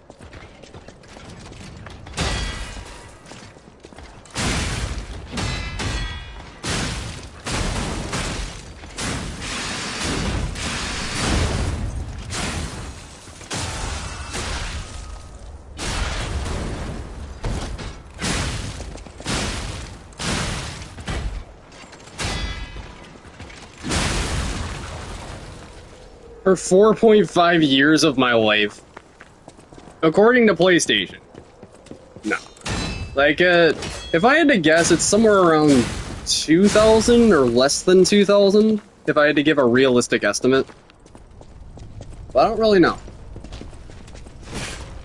All I know is that I've played a lot of Lies of P.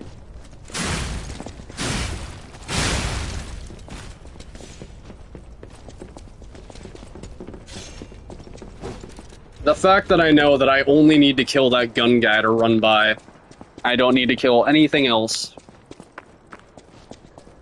That tells you how many times I've beaten this game. And also the fact that I know the best amulet in the entire game is the Arm of God amulet.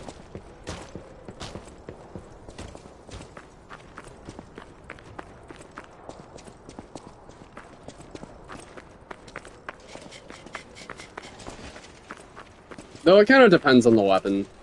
Sometimes Watchman's Amulet is better if you're the type of player to hoard Fable, like me, because it's honestly better to hoard your Fable and just let it all off at once. But, I also like just keeping up the aggression, and the Arm of God amulet gives you, like, up to a 20% buff if you attack them 4 times. So attack them once, it's 5%, twice, it's 10%, up to 20%. Whereas, the Watchman's Amulet, it just gives you... I don't know exactly how much increase, but... more damage for every Fable bar you have.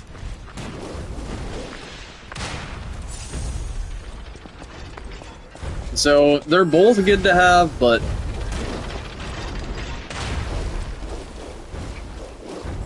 I don't know, I think the Arm of God one's better.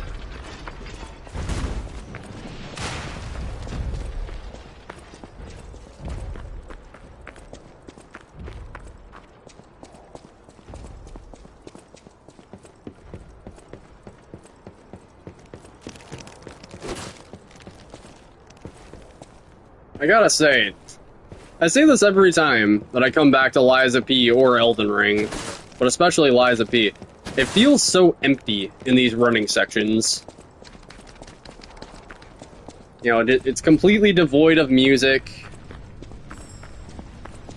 It's just complete silence. It reminds me of like that awkward car ride with your grandparents, where you're just hoping they don't ask you about work or your love life.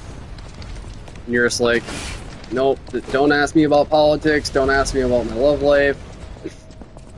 I'm just trying to vibe, Grandpa. It's the kind of vibes that I feel in the running sections of this game. Yeah, radio's never on either, yep. Or if it is, it's playing like fucking Taylor Swift. Something that you know for a fact your grandparents don't like. They're only putting it on for, you know, the nieces and nephews. I should say specifically the nieces. Because the nephews don't listen to Taylor Swift. Shake it up, shake it up.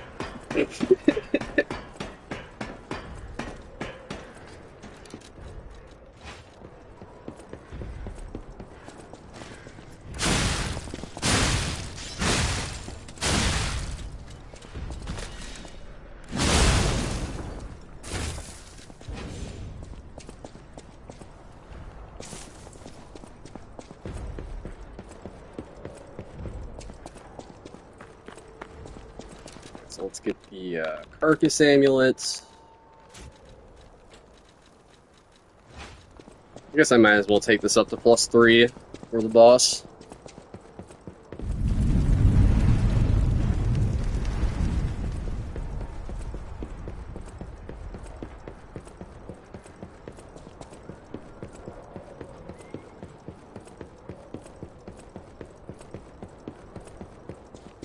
You move so much slower in when you're not in light load.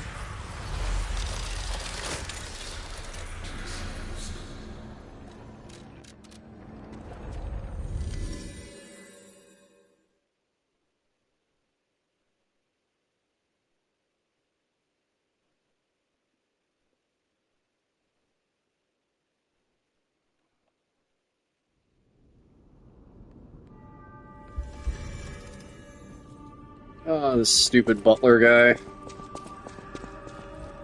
Having a whole existential crisis.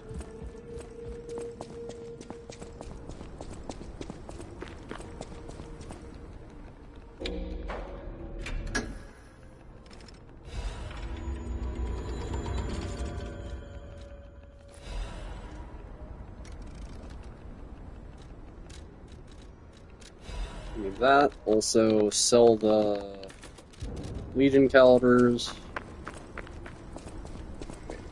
I should have enough Dark Moonstones, I think.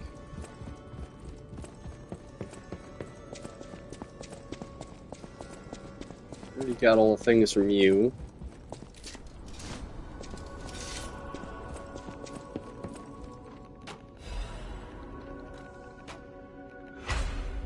Oh.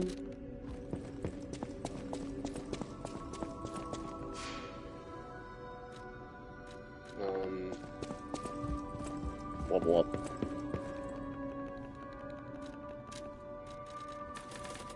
Yeah, 30 is the soft cap for damage. You don't really need to level up anything beyond that. And I kind of like that. You know, like in Elden Ring, you can go all the way up to 60, or like some stats, you can even go up to 80 with intelligence and faith. But, you know, like you're also, like that's taking away from points you could have into health. That's taking away from points you could have in endurance and mind, right? And like this game, it gives you the option to pivot towards health, to pivot towards endurance and capacity, right? Because, you know, like the game's not that long. So, like once you get your damage set, you just want to get your other shit situated.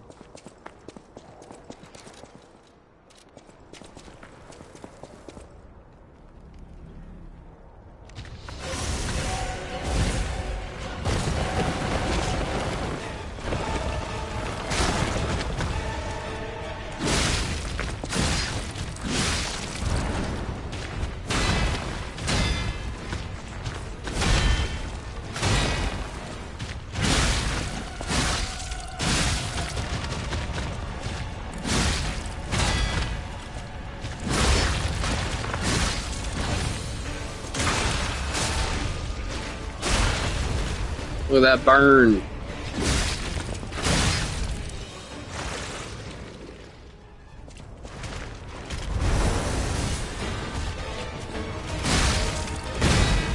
Yeah, big dick damage. Got a few more levels in damage, and we took this thing up to +3. It's doing that. We still got 2 more upgrades on this thing too. But they also get a lot more health later on, so...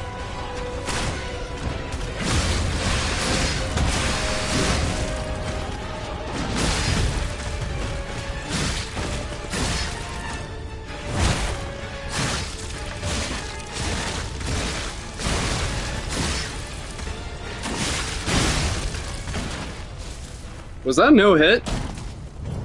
Was that fucking no hit, guys? I'm pretty sure that was no hit. Goddamn. Just casual as fuck, not even trying.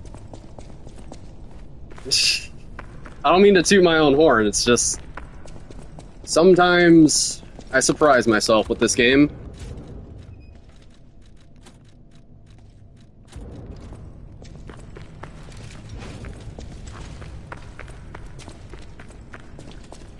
Thank you for the confirmation.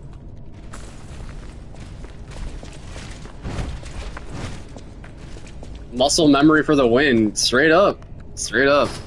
Practice makes perfect, I guess.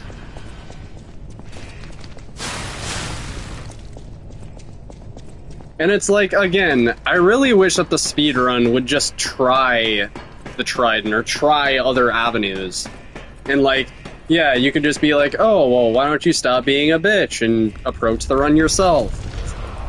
Because, like, the run is at the point where they're grinding out fucking optimal animations from bosses, so it's not fun having to reset if you don't get a favorable pattern on a boss, you know? So that's why I don't really care about, like, world record times, but, you know, like, I love showing off just how over-fucking powered these weapons are to you guys just casually, I suppose. Like, my runs are more just about, like, proof of concept, I guess. More just about, like, seeing what's possible.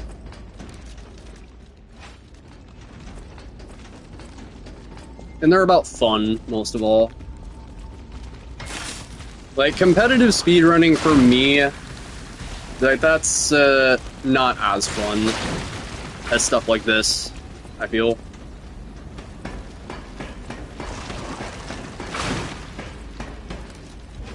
That's not to say even that I don't like speedrunning, because I do. It's just... I don't like it when it devolves into, like, meta strats, and that there's no room for trying other avenues. The Legend of Dragoon run, I think, is a perfect example of that. As, like, Shauna is extremely good, and I've actually, off-stream, gotten pretty good at that mashing minigame. But even with that said, I don't want to use Shauna exclusively, because A, she just can't take a hit for shit, and B, she has no additions. She's the most boring way to play the game. Souls-likes need good build diversity. Yes. Sorry. Speech impediment lately. They absolutely need build diversity. And, like, you know, in Elden Ring, there's plenty of different speedrun routes, right? You know, like, you can use Death's Poker, you can use Bloodhound Fang, motherfucking... There's plenty of fast weapons right along the way that you could use. Like, I still don't know if Bloodhound Fang is the best option for world record. I think, you know, maybe even Iron Balls or Starfist could, you know, beat that, potentially, if it hasn't been done already. The last I checked, Bloodhound Fang was, the weapon people used for world record, but it could be Starfist now, for all I know. You know, and that's kind of the beauty of Elden Ring, is that there's so many ways, so many different options. You know, you never have to play the game the same way twice.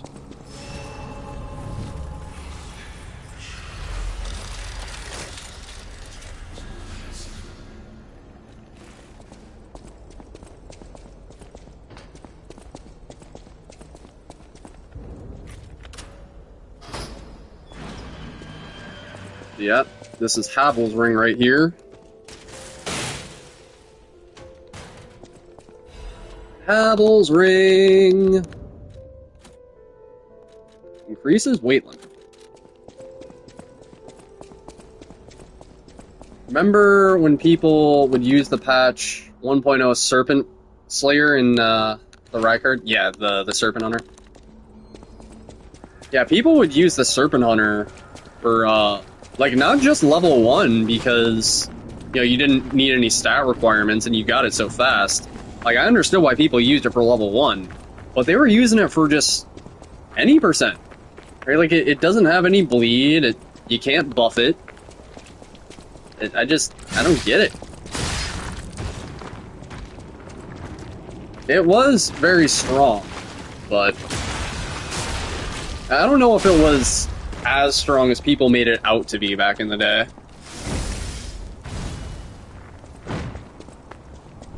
Like, for me, I actually had an issue with the Serpent Hunter whiffing too much. It's ironic. I'm using this thing, complaining about it being too slow and whiffing too much, but it's kind of a similar thing.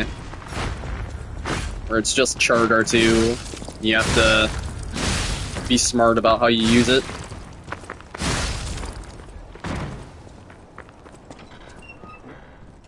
because you could just sit back and use Ashavor. Yeah, in the Rykard fight.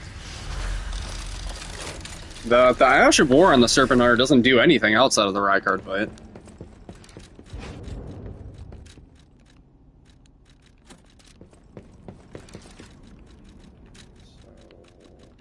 So that.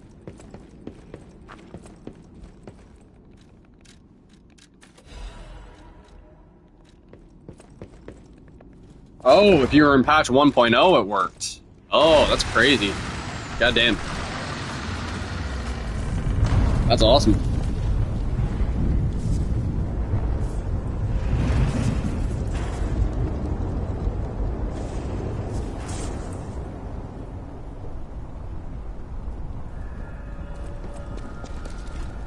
So we use this.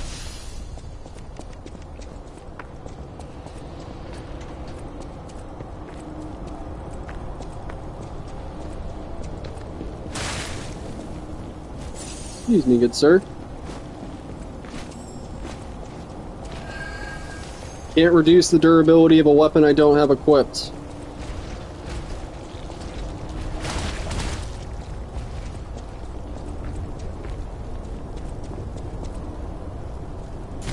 Just like that. So yeah, Disruption is insta-death status, but I picked up this amulet back in the arcade that gives you resistance to it, so don't even have to worry about it. This. That.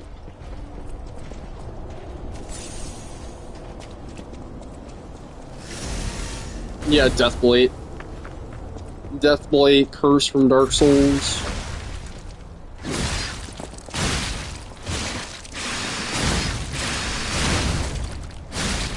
Boom. I'm telling you, no-hit runners. Left arm of steel. I'm telling you guys. I need to do my own no-hit run on this game, eventually. The main thing that's keeping me away from it is just the NPCs. The NPCs are so fucking toxic. And also shit like this. Just the stupid gunner blocking the way.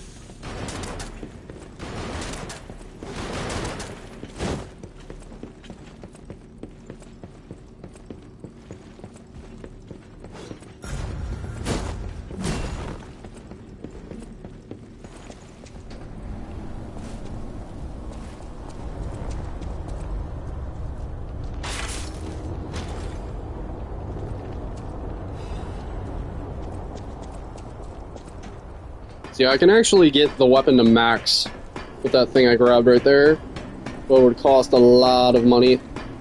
You don't think you have the patience for a no-hit run? Yeah, honestly, I used to say that when it came to Elden Ring. Like, I do not have the patience for this shit. This is so BS. This is outside of my control. This is RNG. Like, there is so little skill to this. And there is a lot of truth to that. But after Expedition 33, it really, rewired my brain around the idea. You know, it kind of taught me, that there are aspects you can control if you take it a lot slower, and you know, kind of like manipulate them into doing different things than they otherwise wouldn't. Right, like kind of like what I was doing in that last little room. I can even... Like, this is the no-hit strat for this room right here. Oh. Fuck. You know, and it works like a charm every single time. And, like, that's kind of what's fun about no-hit for me, is, like, approaching it in a different way and making consistent strats, you know, so that it works every single time and that it's foolproof, and so that way when you're 2 hours into a run, you know, you don't have to worry about coin flips, essentially. That's the fun part for me. Though, there are some parts that'll always be a coin flip, unfortunately, but the idea is to minimize those as much as you possibly can. So you want Puppet String, basically just... You'll lure him out of the room, away from the gunner.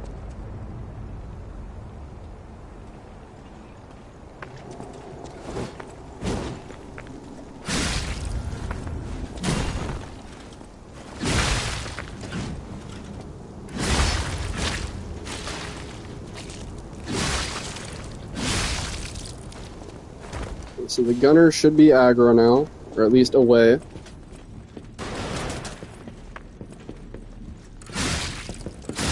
Boom.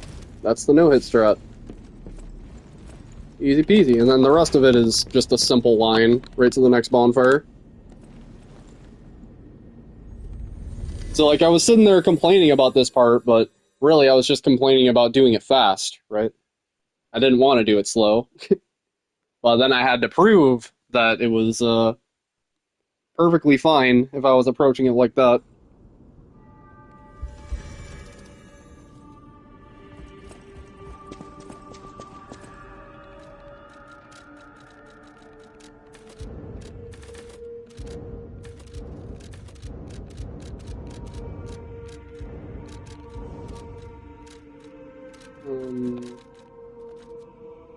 Let's sell that.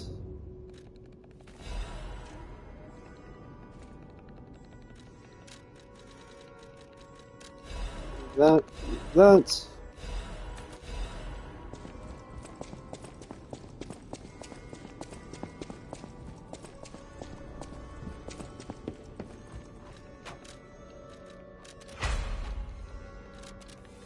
Boom!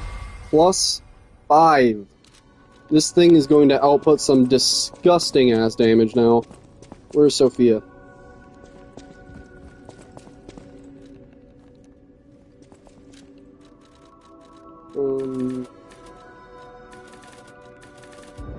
A little bit of endurance. Why not?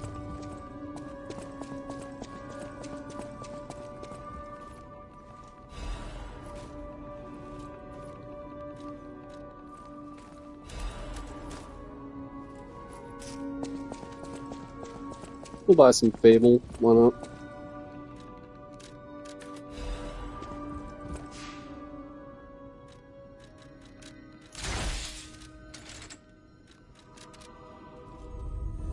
You guys ready for some carnage?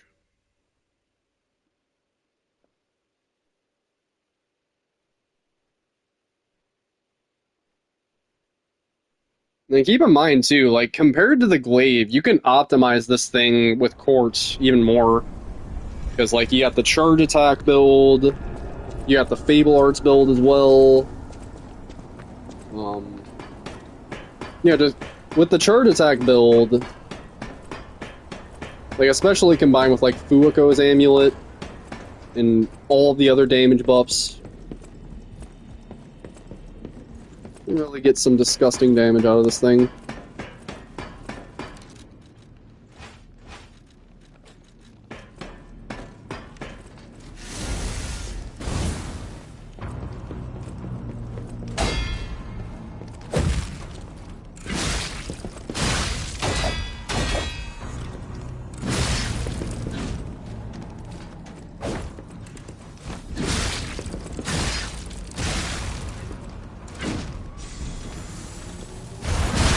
Don't care.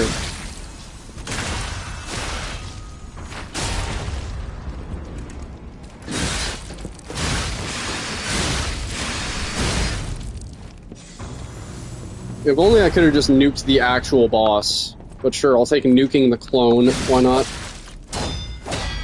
So yeah, this boss has a clone, and it's pretty annoying, but... speedrunning, I guess.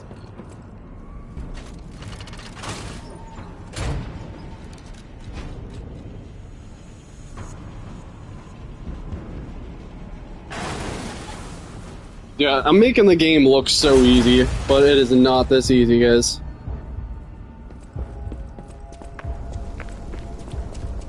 You could probably do that with the same exact upgrade level, the same stats and everything, but I don't think you would find that easy at home.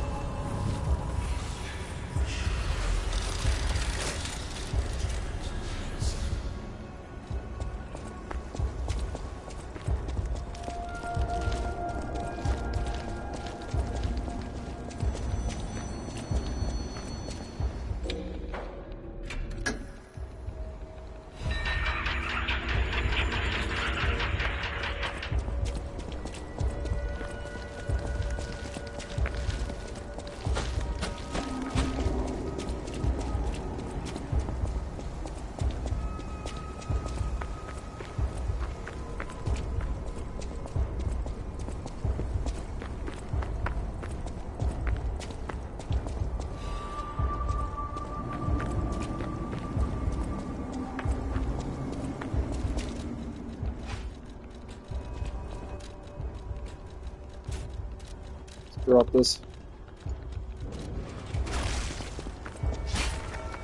What the hell?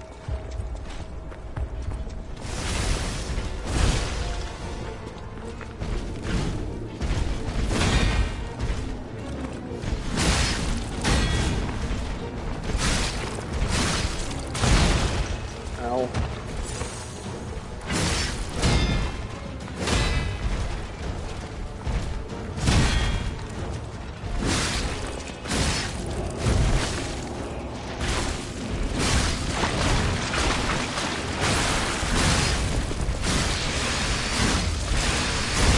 Oh! Sorry, that was a boss? I thought that was a punching bag. I thought that was a punching bag, dude. What do you mean that was a boss?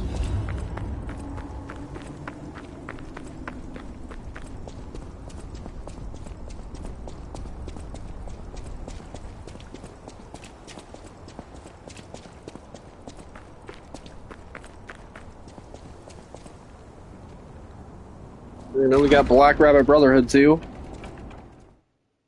This fight sucks! But we got pretty disgusting damage, so it shouldn't be too bad. And there's a strat to this. It isn't entirely foolproof, and again, I wouldn't want to do this fight for no hit, but there's a strat. Pretty reliable strat for level 1 anyway.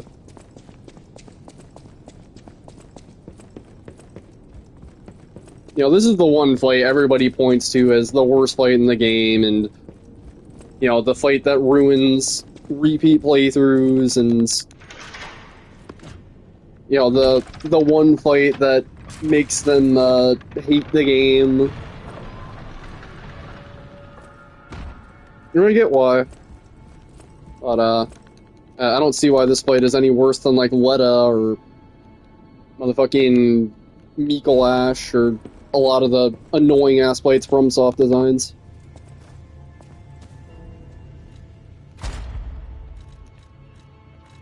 We don't really need more heals. The consumable duration...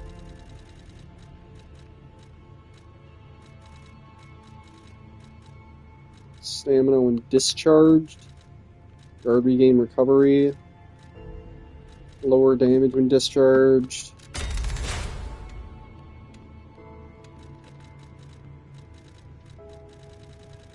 Fuck, man, I don't know what to get right now.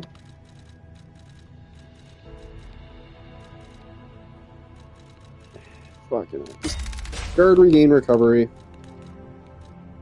And then we'll get Fable Arts. And then we'll get motherfucking consumable effect duration. Yeah.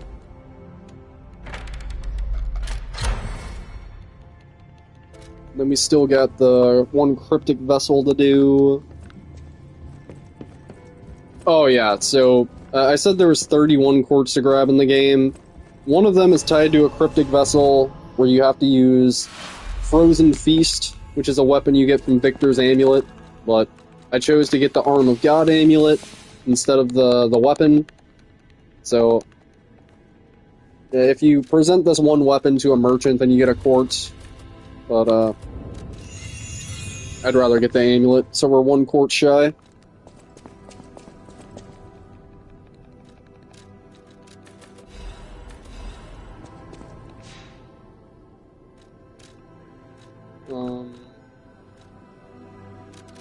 We'll do the cryptic vessel first. So there's 2 quartz right over here, and then the Puppets of the Future also drop 2 quartz. And I believe that's all the quartz we can grab before we head to the Black Rabbit Brotherhood area.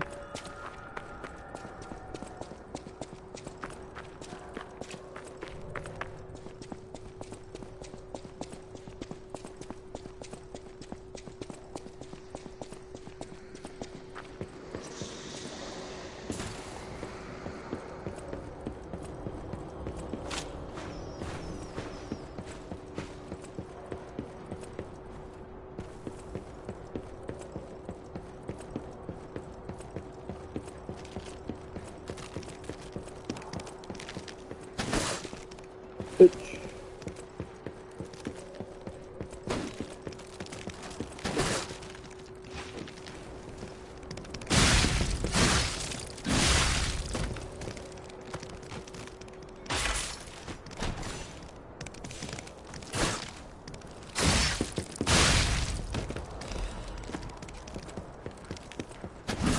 Where you want, scrub?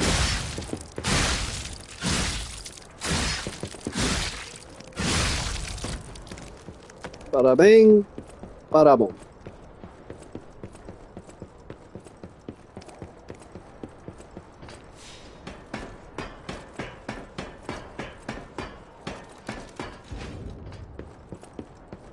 I don't even need to touch that, to be honest.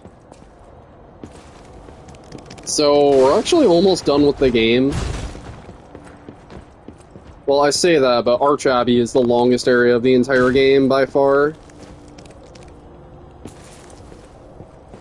But, you know, there's realistically only 3 bosses left. I always like doing Nameless Puppet as well, though. He's probably my favorite boss of the base game.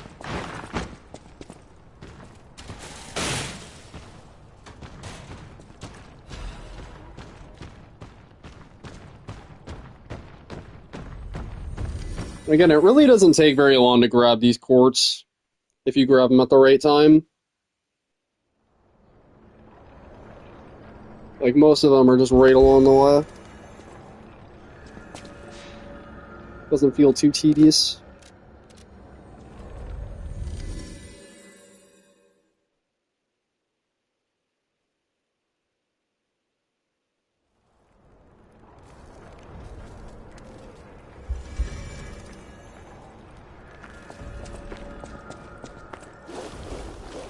You want the electric blitz. Also Fulminous.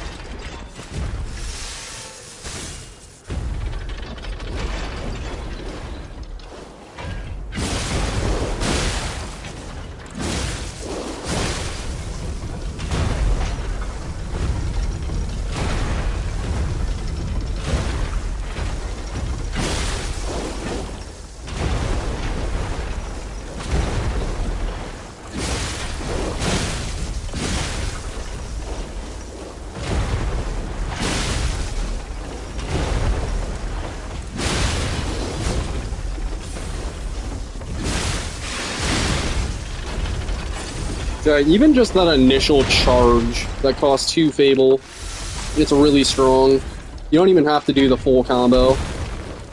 Just, that actually does more damage than the slam afterwards. Oh, fuck. I could be wrong about that, but like, just that first charge, it already does a fuck ton of damage. I mean, it's pretty easy to nail. You just do R1 triangle. Or running R2 triangle.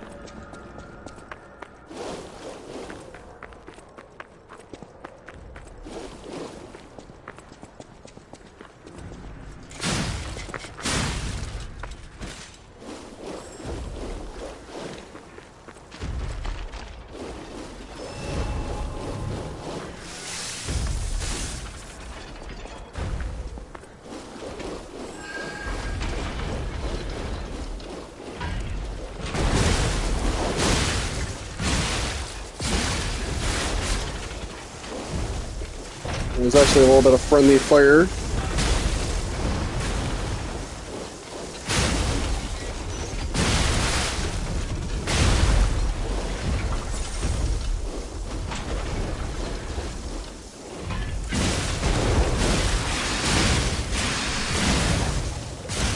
Look at that fucking damage.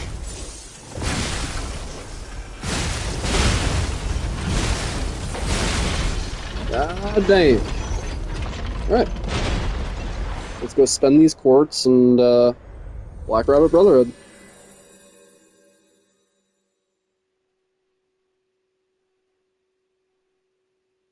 Get some more decay heals for sure.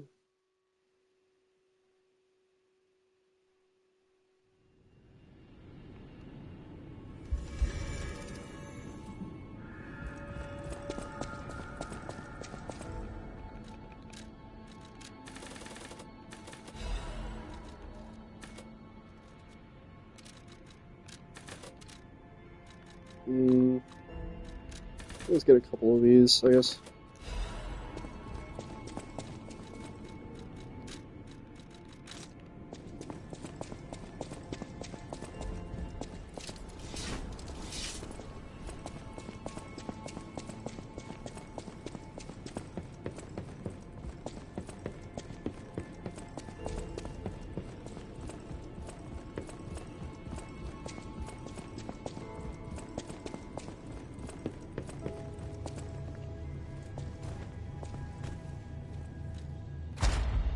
Alright. Amulet slots, probably. Fable. Third attacks. Fatal attack.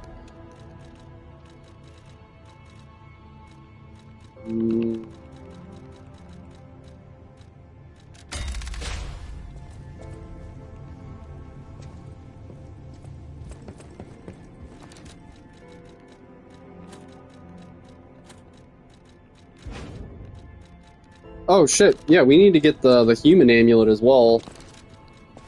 So yeah, we got the carcass amulet, we got the puppy amulet, and in order to get the human amulet, you really want an upgraded weapon.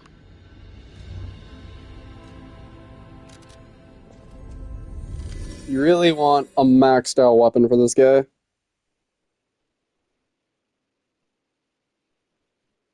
And this thing definitely helps for the end game, especially Black Rabbit Brotherhood here. I want to say it's like 20% increased damage, or maybe that's a little bit too much. It might just be like 10%, but it's enough to go out of my way to grab.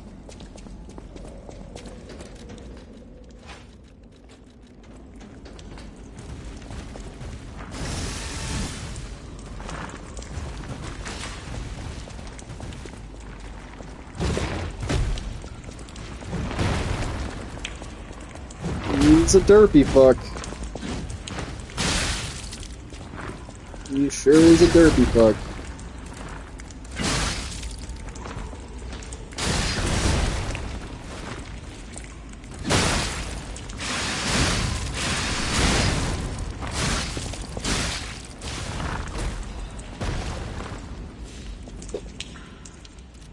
You guys gotta believe me, that guy is a tough enemy.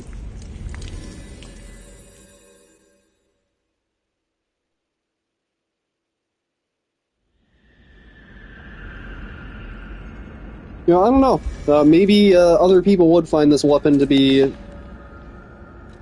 pretty easy.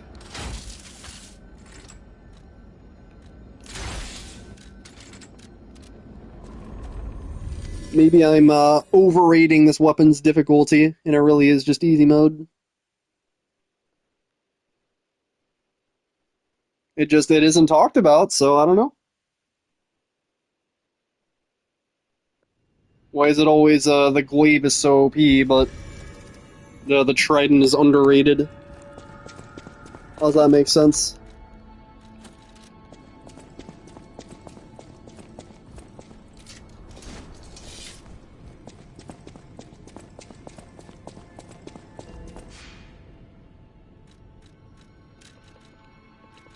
Right, so let's just put all this shit away.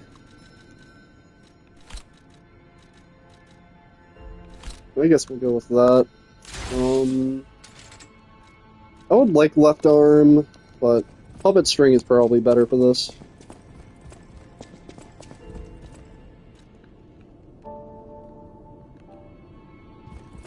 Ba, ba.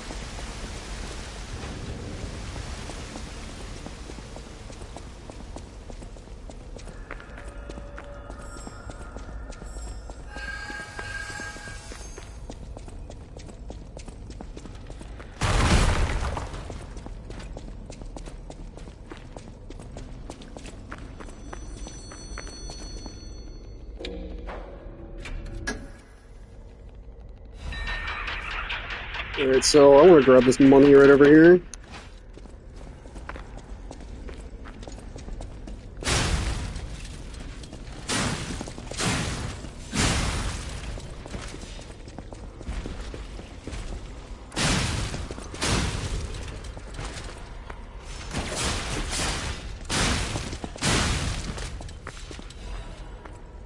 Yep.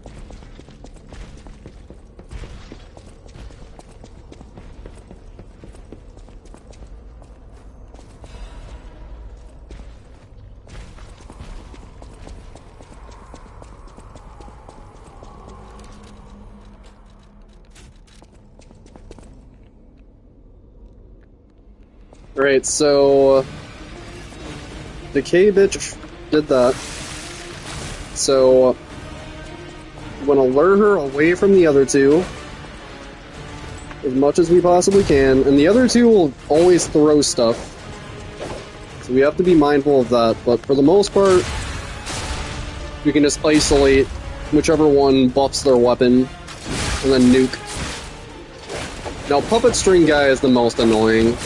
The optimal thing is for Puppet String Guy to buff his weapon so you can nuke him immediately. Because he's the most annoying to deal with from range.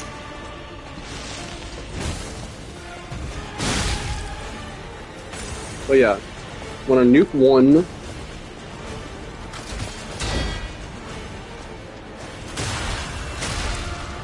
Now the fight's a lot more manageable. Now it's just a 2-on-1. However, we don't want to kill this guy quite yet.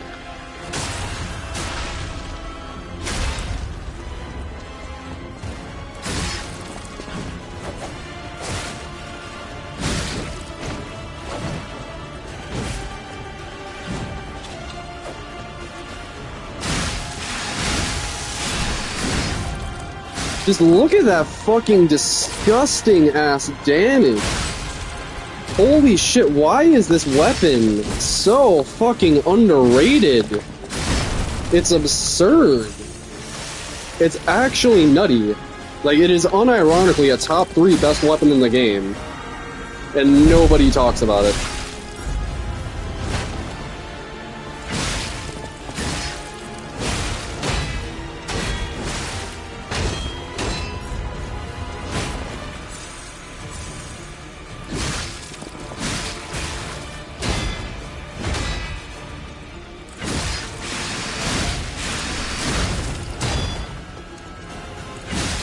Like, fucking hell, man.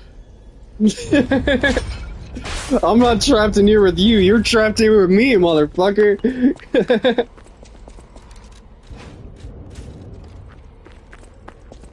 Like, if you can ever run a build that prevents you from raging to that fight, I think that shows you,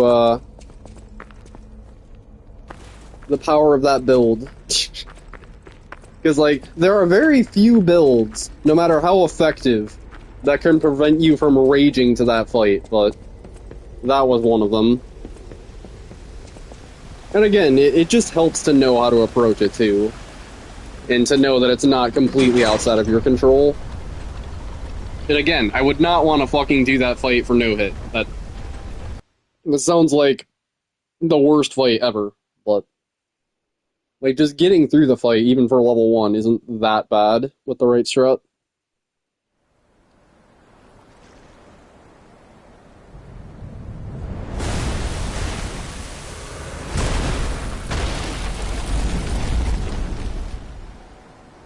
Listen, pal. Nice landing, but, let's not make it a habit. Yeah, because I make it a habit parking subs all the time, right? Hey, it's Sophia.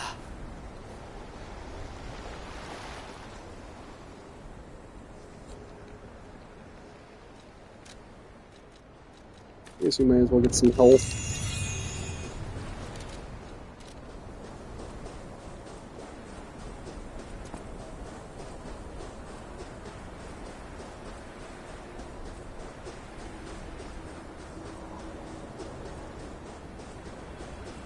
So yeah, this is the longest stretch of the entire game.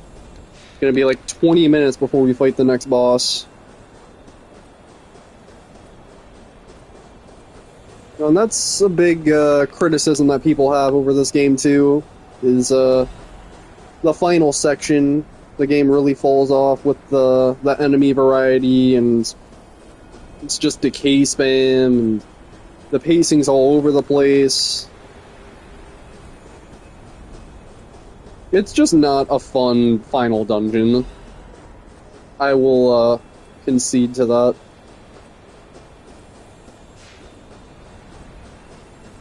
But I do love Laxathia, and I love Nameless Puppet. So, they still, quote-unquote, stuck the landing with those bosses. We don't talk about Simon.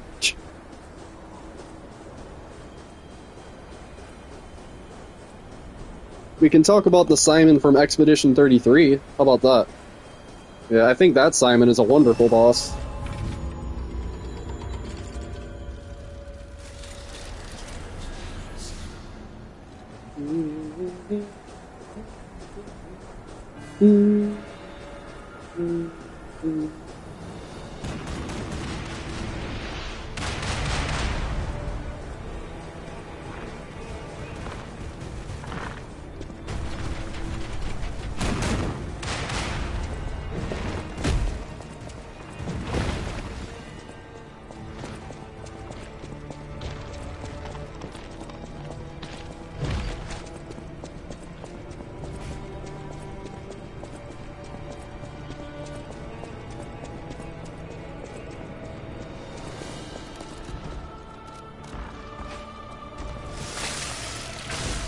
Come at me, bitch.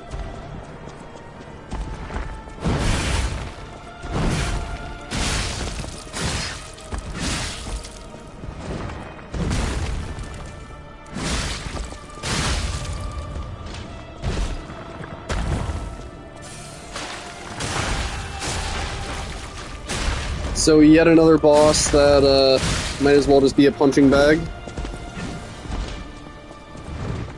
He used to be like the worst boss in the game. Surprisingly, even after Black Rabbit Brotherhood 2, still the worst boss in the game. But they nerfed him to the ground. He deserved it though. He was not a very good boss. As I said. I'd rather they just removed him entirely, but I mean shit, I'll take 7,003 free souls.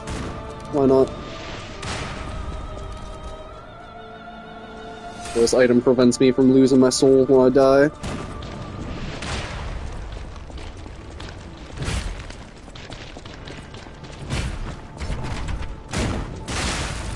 Bitch.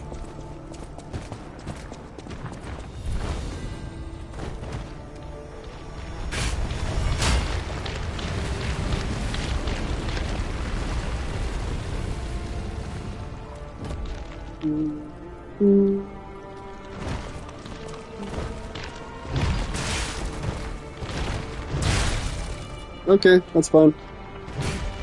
I expect to die there, that's why I use the item. And again, when it comes to no hit, there's only one way to approach that. I have to kill the guy, I have to kill all the guys around, all the while the stupid ballista is on my ass. And it's all just because of that unskippable cutscene. Just because of a stupid unskippable cutscene. We have to kill everybody around. And it's not the only time in the run that's the case, where you're likely to get hit out of an unskippable cutscene. Happens in the cathedral as well.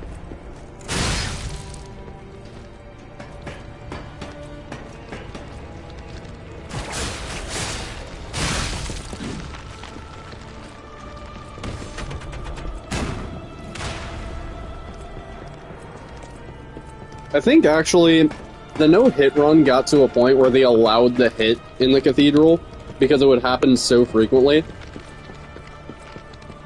Where it's like, okay, like, we're not resetting because of RNG getting hit out of an unskippable cutscene. Which, like, I fully condone. That shouldn't count if it happens so frequently like that.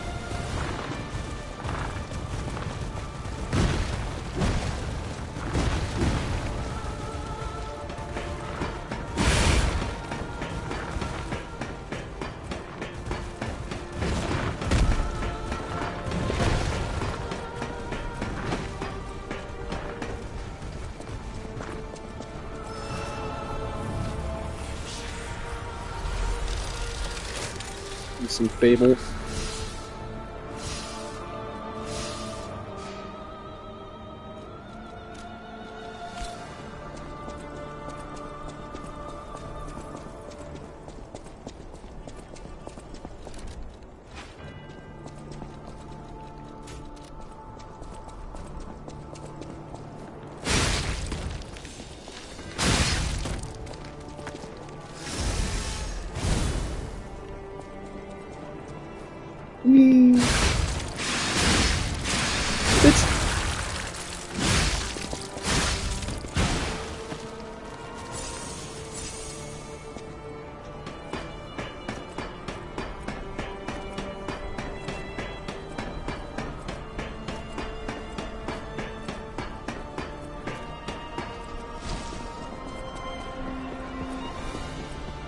There's some money right here.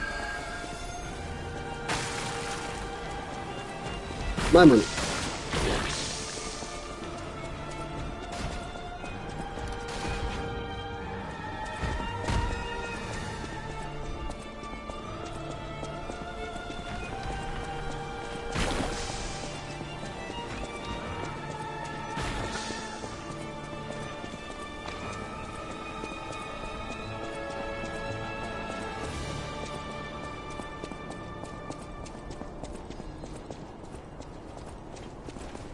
What's up, bitch?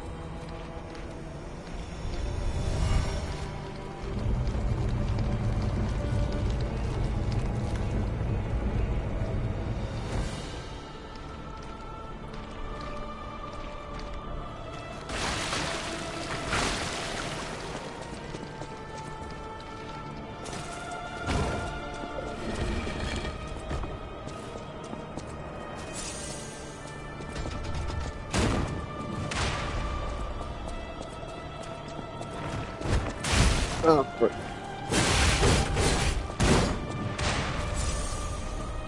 I'm just gonna pick this up real quick. Thank you. Dude, the stupid ballista I know is going to attack the second that I grab the item.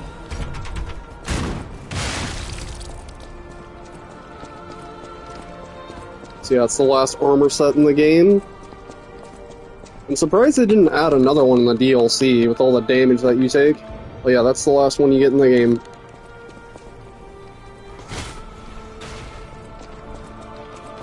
They did add another one of those liners right before Anguish Guardian that gives you slash resist, pierce resist, and strike resist.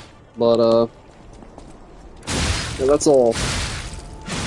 Like, it is better than nothing. I'm just surprised they didn't give you anything to make it so you're not getting, like, two-shot in the DLC. Because the damage numbers are quite fucked.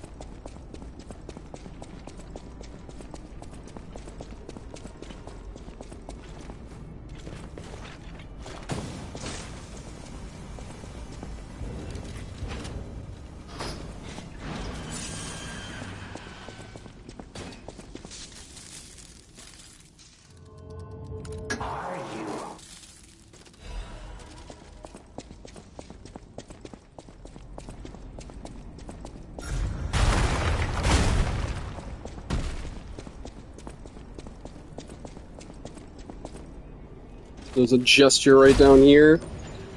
The last gesture that I need to present to this one guy for the free quartz. Like I said, I am going to show you guys how to get all 30 quartz.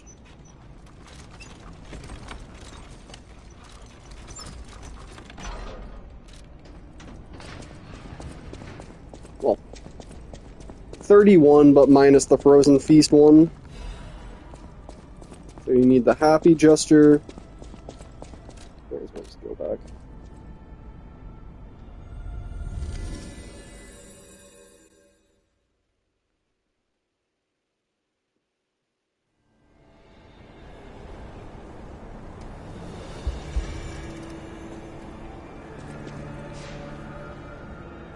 Go back to the barren swamp here.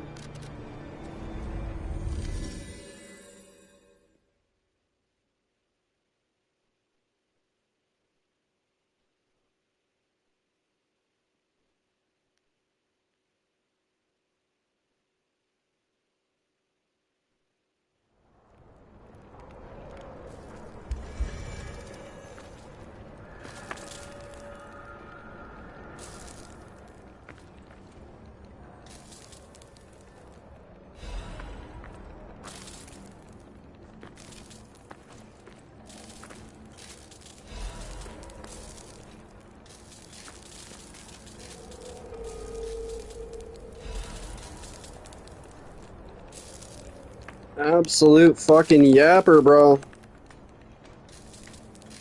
And I don't know why I can't mash through the dialogue. You have to go through the entire animation.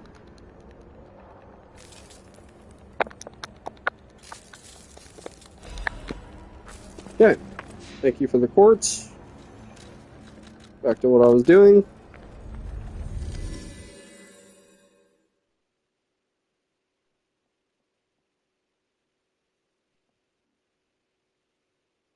So there's one more quartz here in Arch Abbey from this one room where these anvils fall on you. That's the last one. Oh yeah, and then the baby puppet thing. So 2 more before Lexasia. Then there's one in a chest, and then the Disruption Brute before Simon. So there's 4 more left.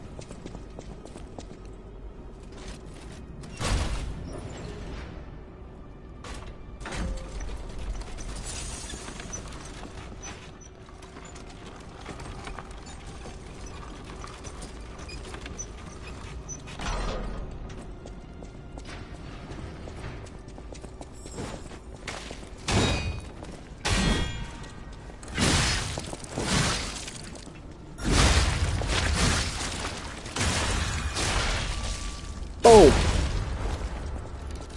I thought you didn't die for a second there. You guys ever die to a butterfly pushing you off a cliff? Because I have. I have learned to respect butterflies. That is a very embarrassing way to die. Same deal with scarabs in Elden Ring. I've gotten screwed over in no-hit runs from scarabs.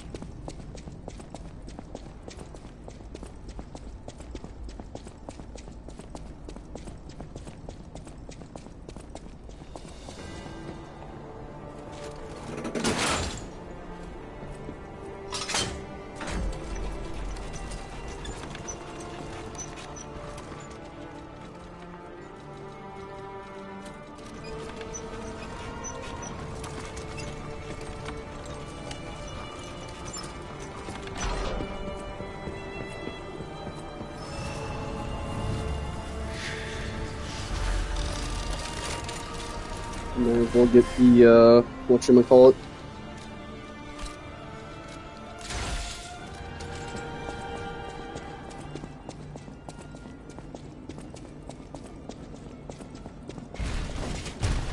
Even more money.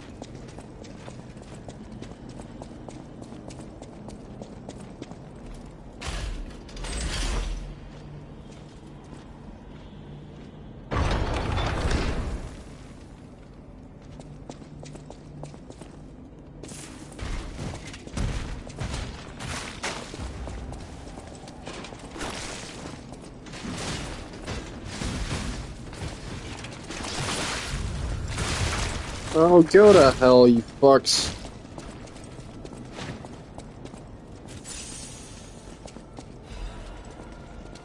Okay, so ideally, baby puppet guy just aggroes to the others.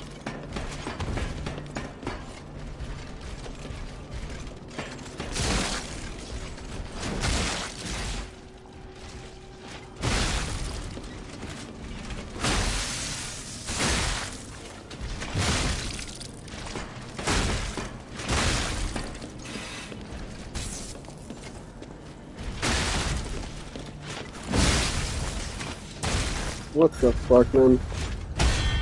Are you done? Holy fuck, dude! I fucking get it with the spamming.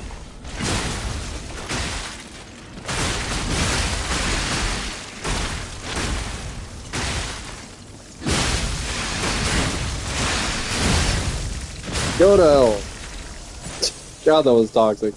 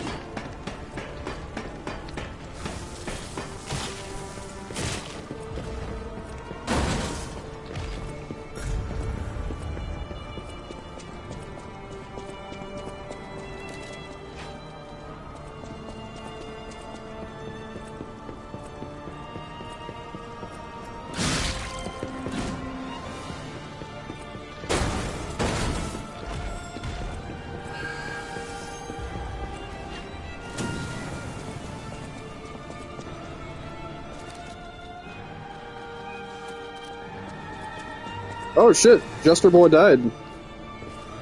2.3k free souls. Nice.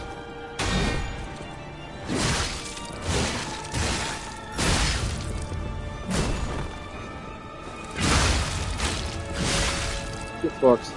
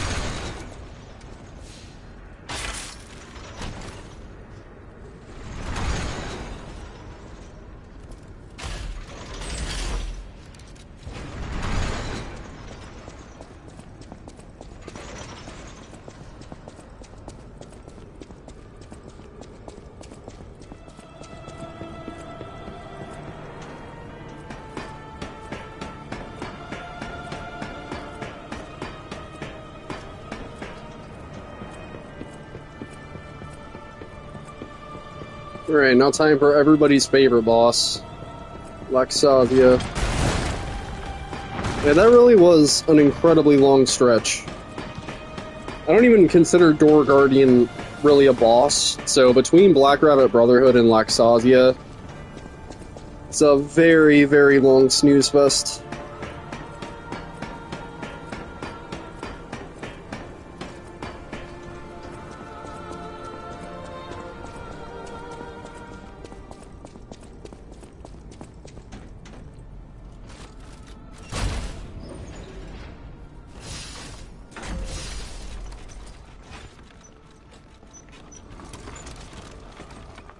So we're at 258. Yeah, I did say that I beat the game in under 2 hours before, but I'm definitely being very thorough with this playthrough.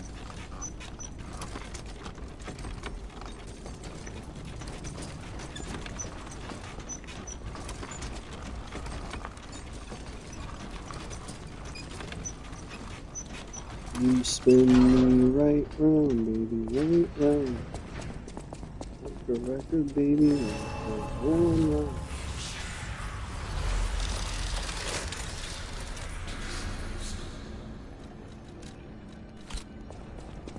We're gonna keep left arm for this. And, yeah. The fight should be pretty, scripted. Kinda rusty, though. Been a while. I find Phase 1 to be more difficult than Phase 2 nowadays. Just because it's, it should go completely according to plan.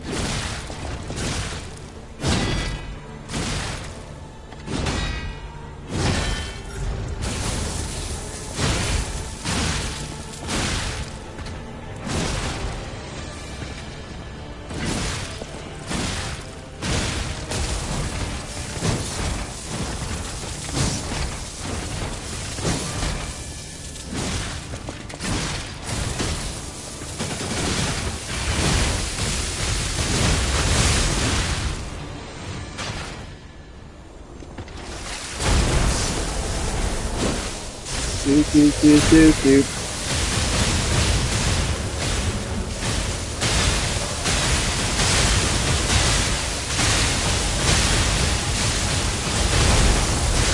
I definitely pressed it, but whatever.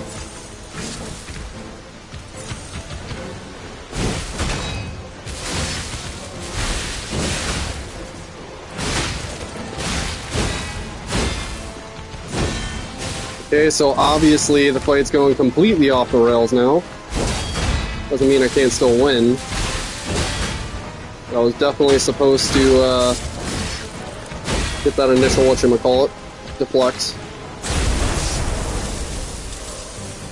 Okay, so we do R2, and then that.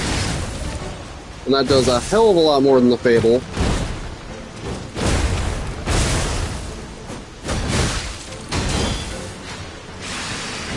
What the hell was that? Oh, I did a guard parry because I was pressing L1, I see.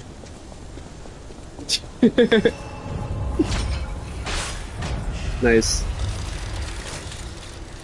Fucking struggling with the control scheme more than I am with Laxasia. That's where we're at with this game now, guys. Controller more difficult than boss.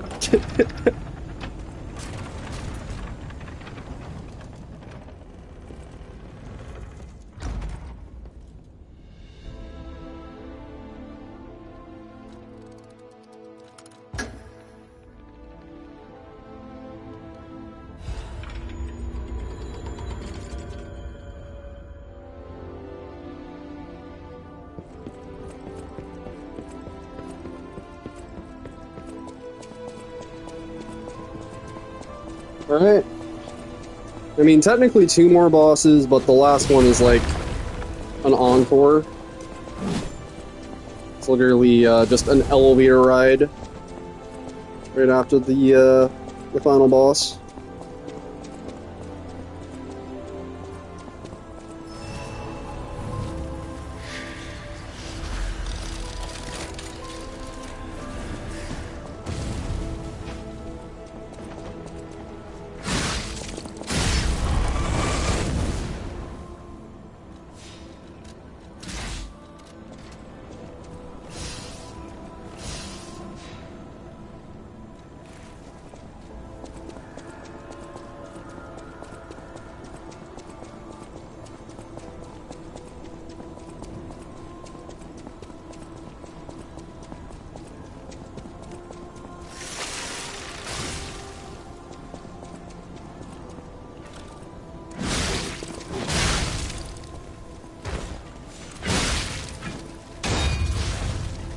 Bitch!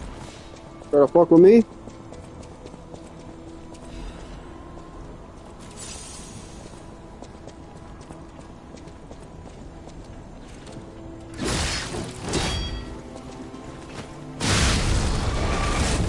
God damn, 2 birds, 1 stone.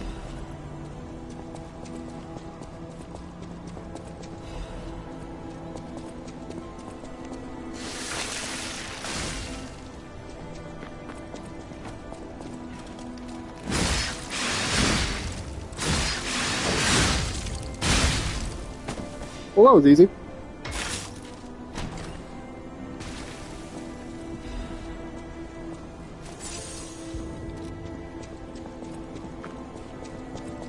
One more quartz left.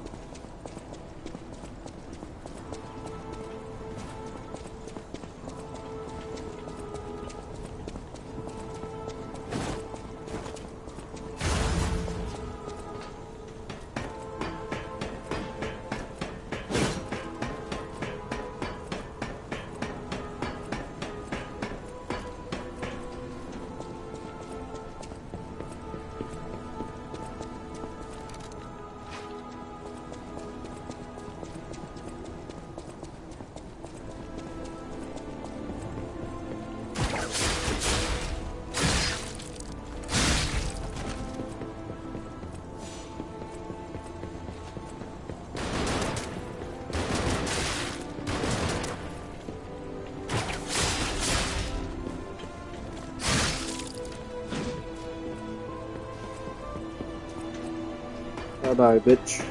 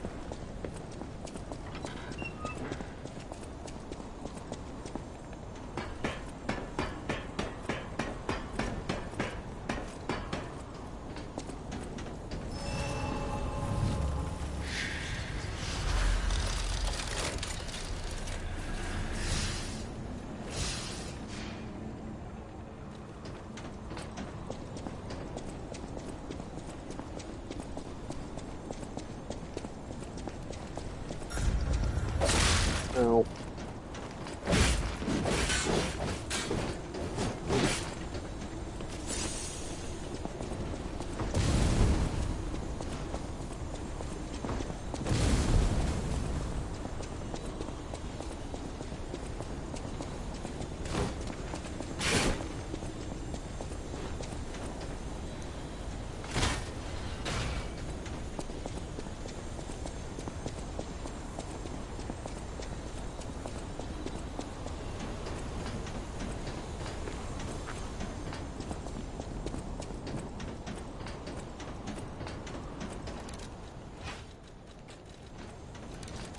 Use one of these. Disruption thing. Alright, jackass.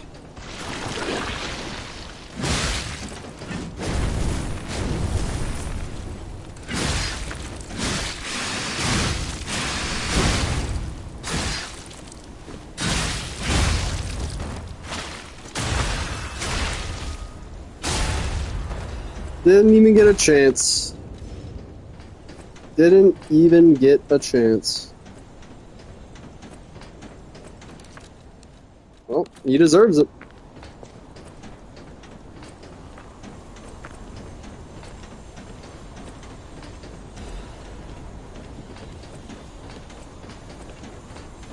Now let's go get some levels for Simon here and go spend all these quartz. May as well before the final boss, right?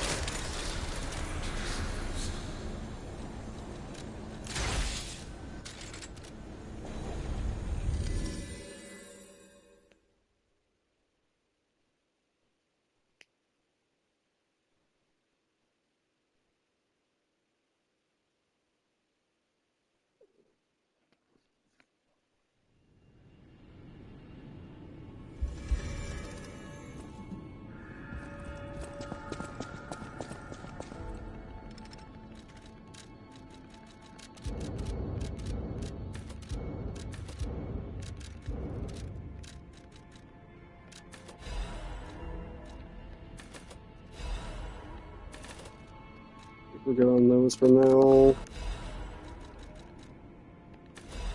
We're good on those. We'll buy some Legion mags for the DLC. 8 of those. A couple of those. And the rest on levels.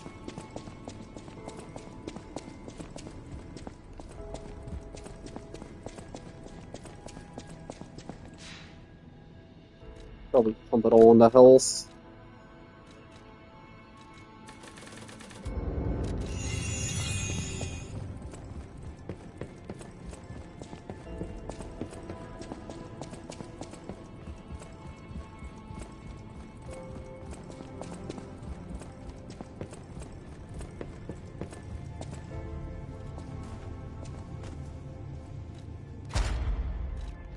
Alright, so fatal attack. I'll get that. Lower damage and discharge would probably be pretty good.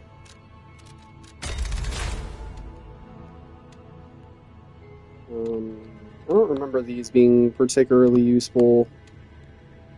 Yeah, from here it doesn't really matter, just getting miscellaneous shit. There's nothing that I really need. Consumable possession could be good. Weapon durability recovery could be good.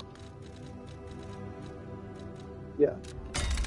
Durability consumption is good. And I'll just save the rest for the DLC. You can get super quartz upgrades after you beat the second boss of the DLC, where it allows you to just get like a second version of pretty much whatever quartz upgrade in the game. There are some exceptions, but you can get like super powered quartz upgrades of almost everyone that exists in the game. So it's worth saving a couple extra. Get reduced stam from dash, so it only costs 25% instead of 50%. And a lot of other such overpowered passives.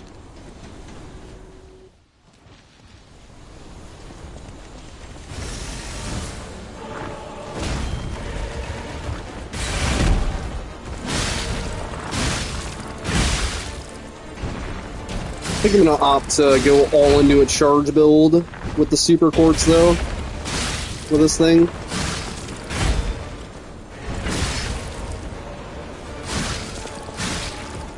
Yeah, special grindstone duration is a must with the super quartz. As well as consumable effect duration. But yeah, this guy is meant to be like a damage sponge. Yeah, I've seen it from all over, dude. Everybody says he's a damage sponge. This weapon just royally fucks. 30% crit rate.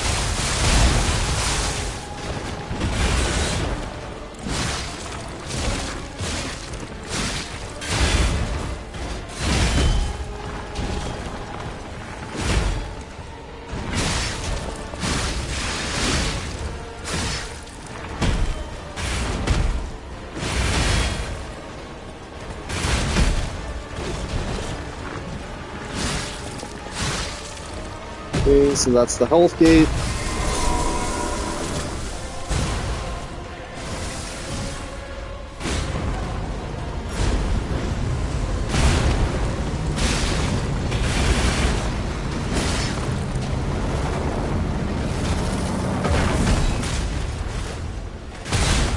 Ow.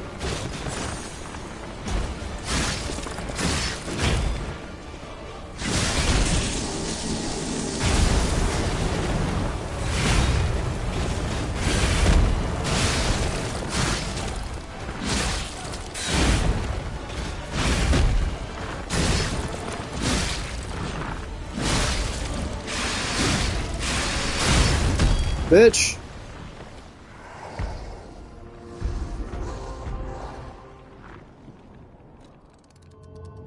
Sylvia. You feel warmth. Wow. Alright, I'm the nameless.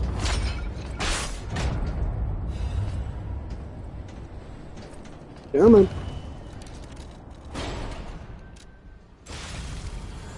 It's faster, die, than to take that entire elevator.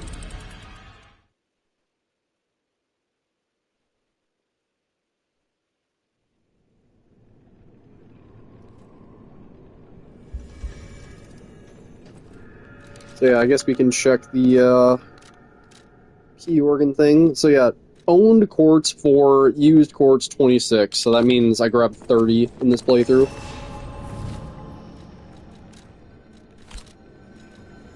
We'll keep left arm. That's gonna be that.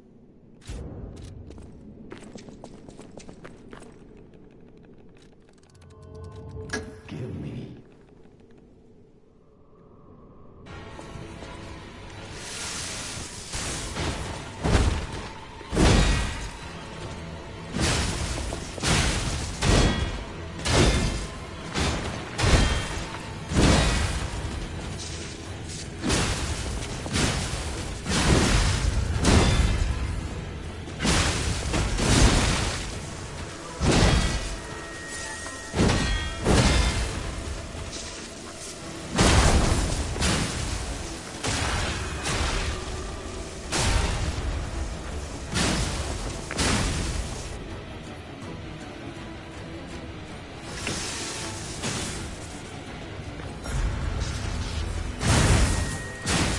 So yeah, I love the emphasis on spacing in this fight.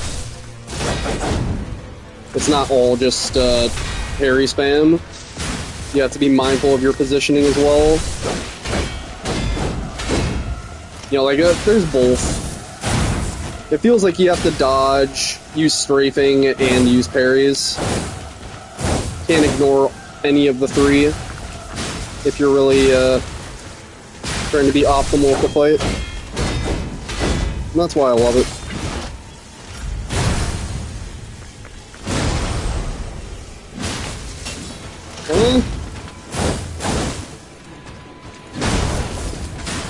I wasn't holding it for long enough. So yeah, honestly, it's not even worth taking the riposte, because he's going to do this big explosion, and then he's going to reduce damage by a fuck ton, and it's just slow. So yeah, that's quote-unquote speed run of Lies of P, grabbing 30 quartz with the Trident. Absolutely disgustingly OP weapon. I'll do the DLC some other playthrough, or some other time. I hope you enjoyed it. I'll be seeing you guys. Have a good one.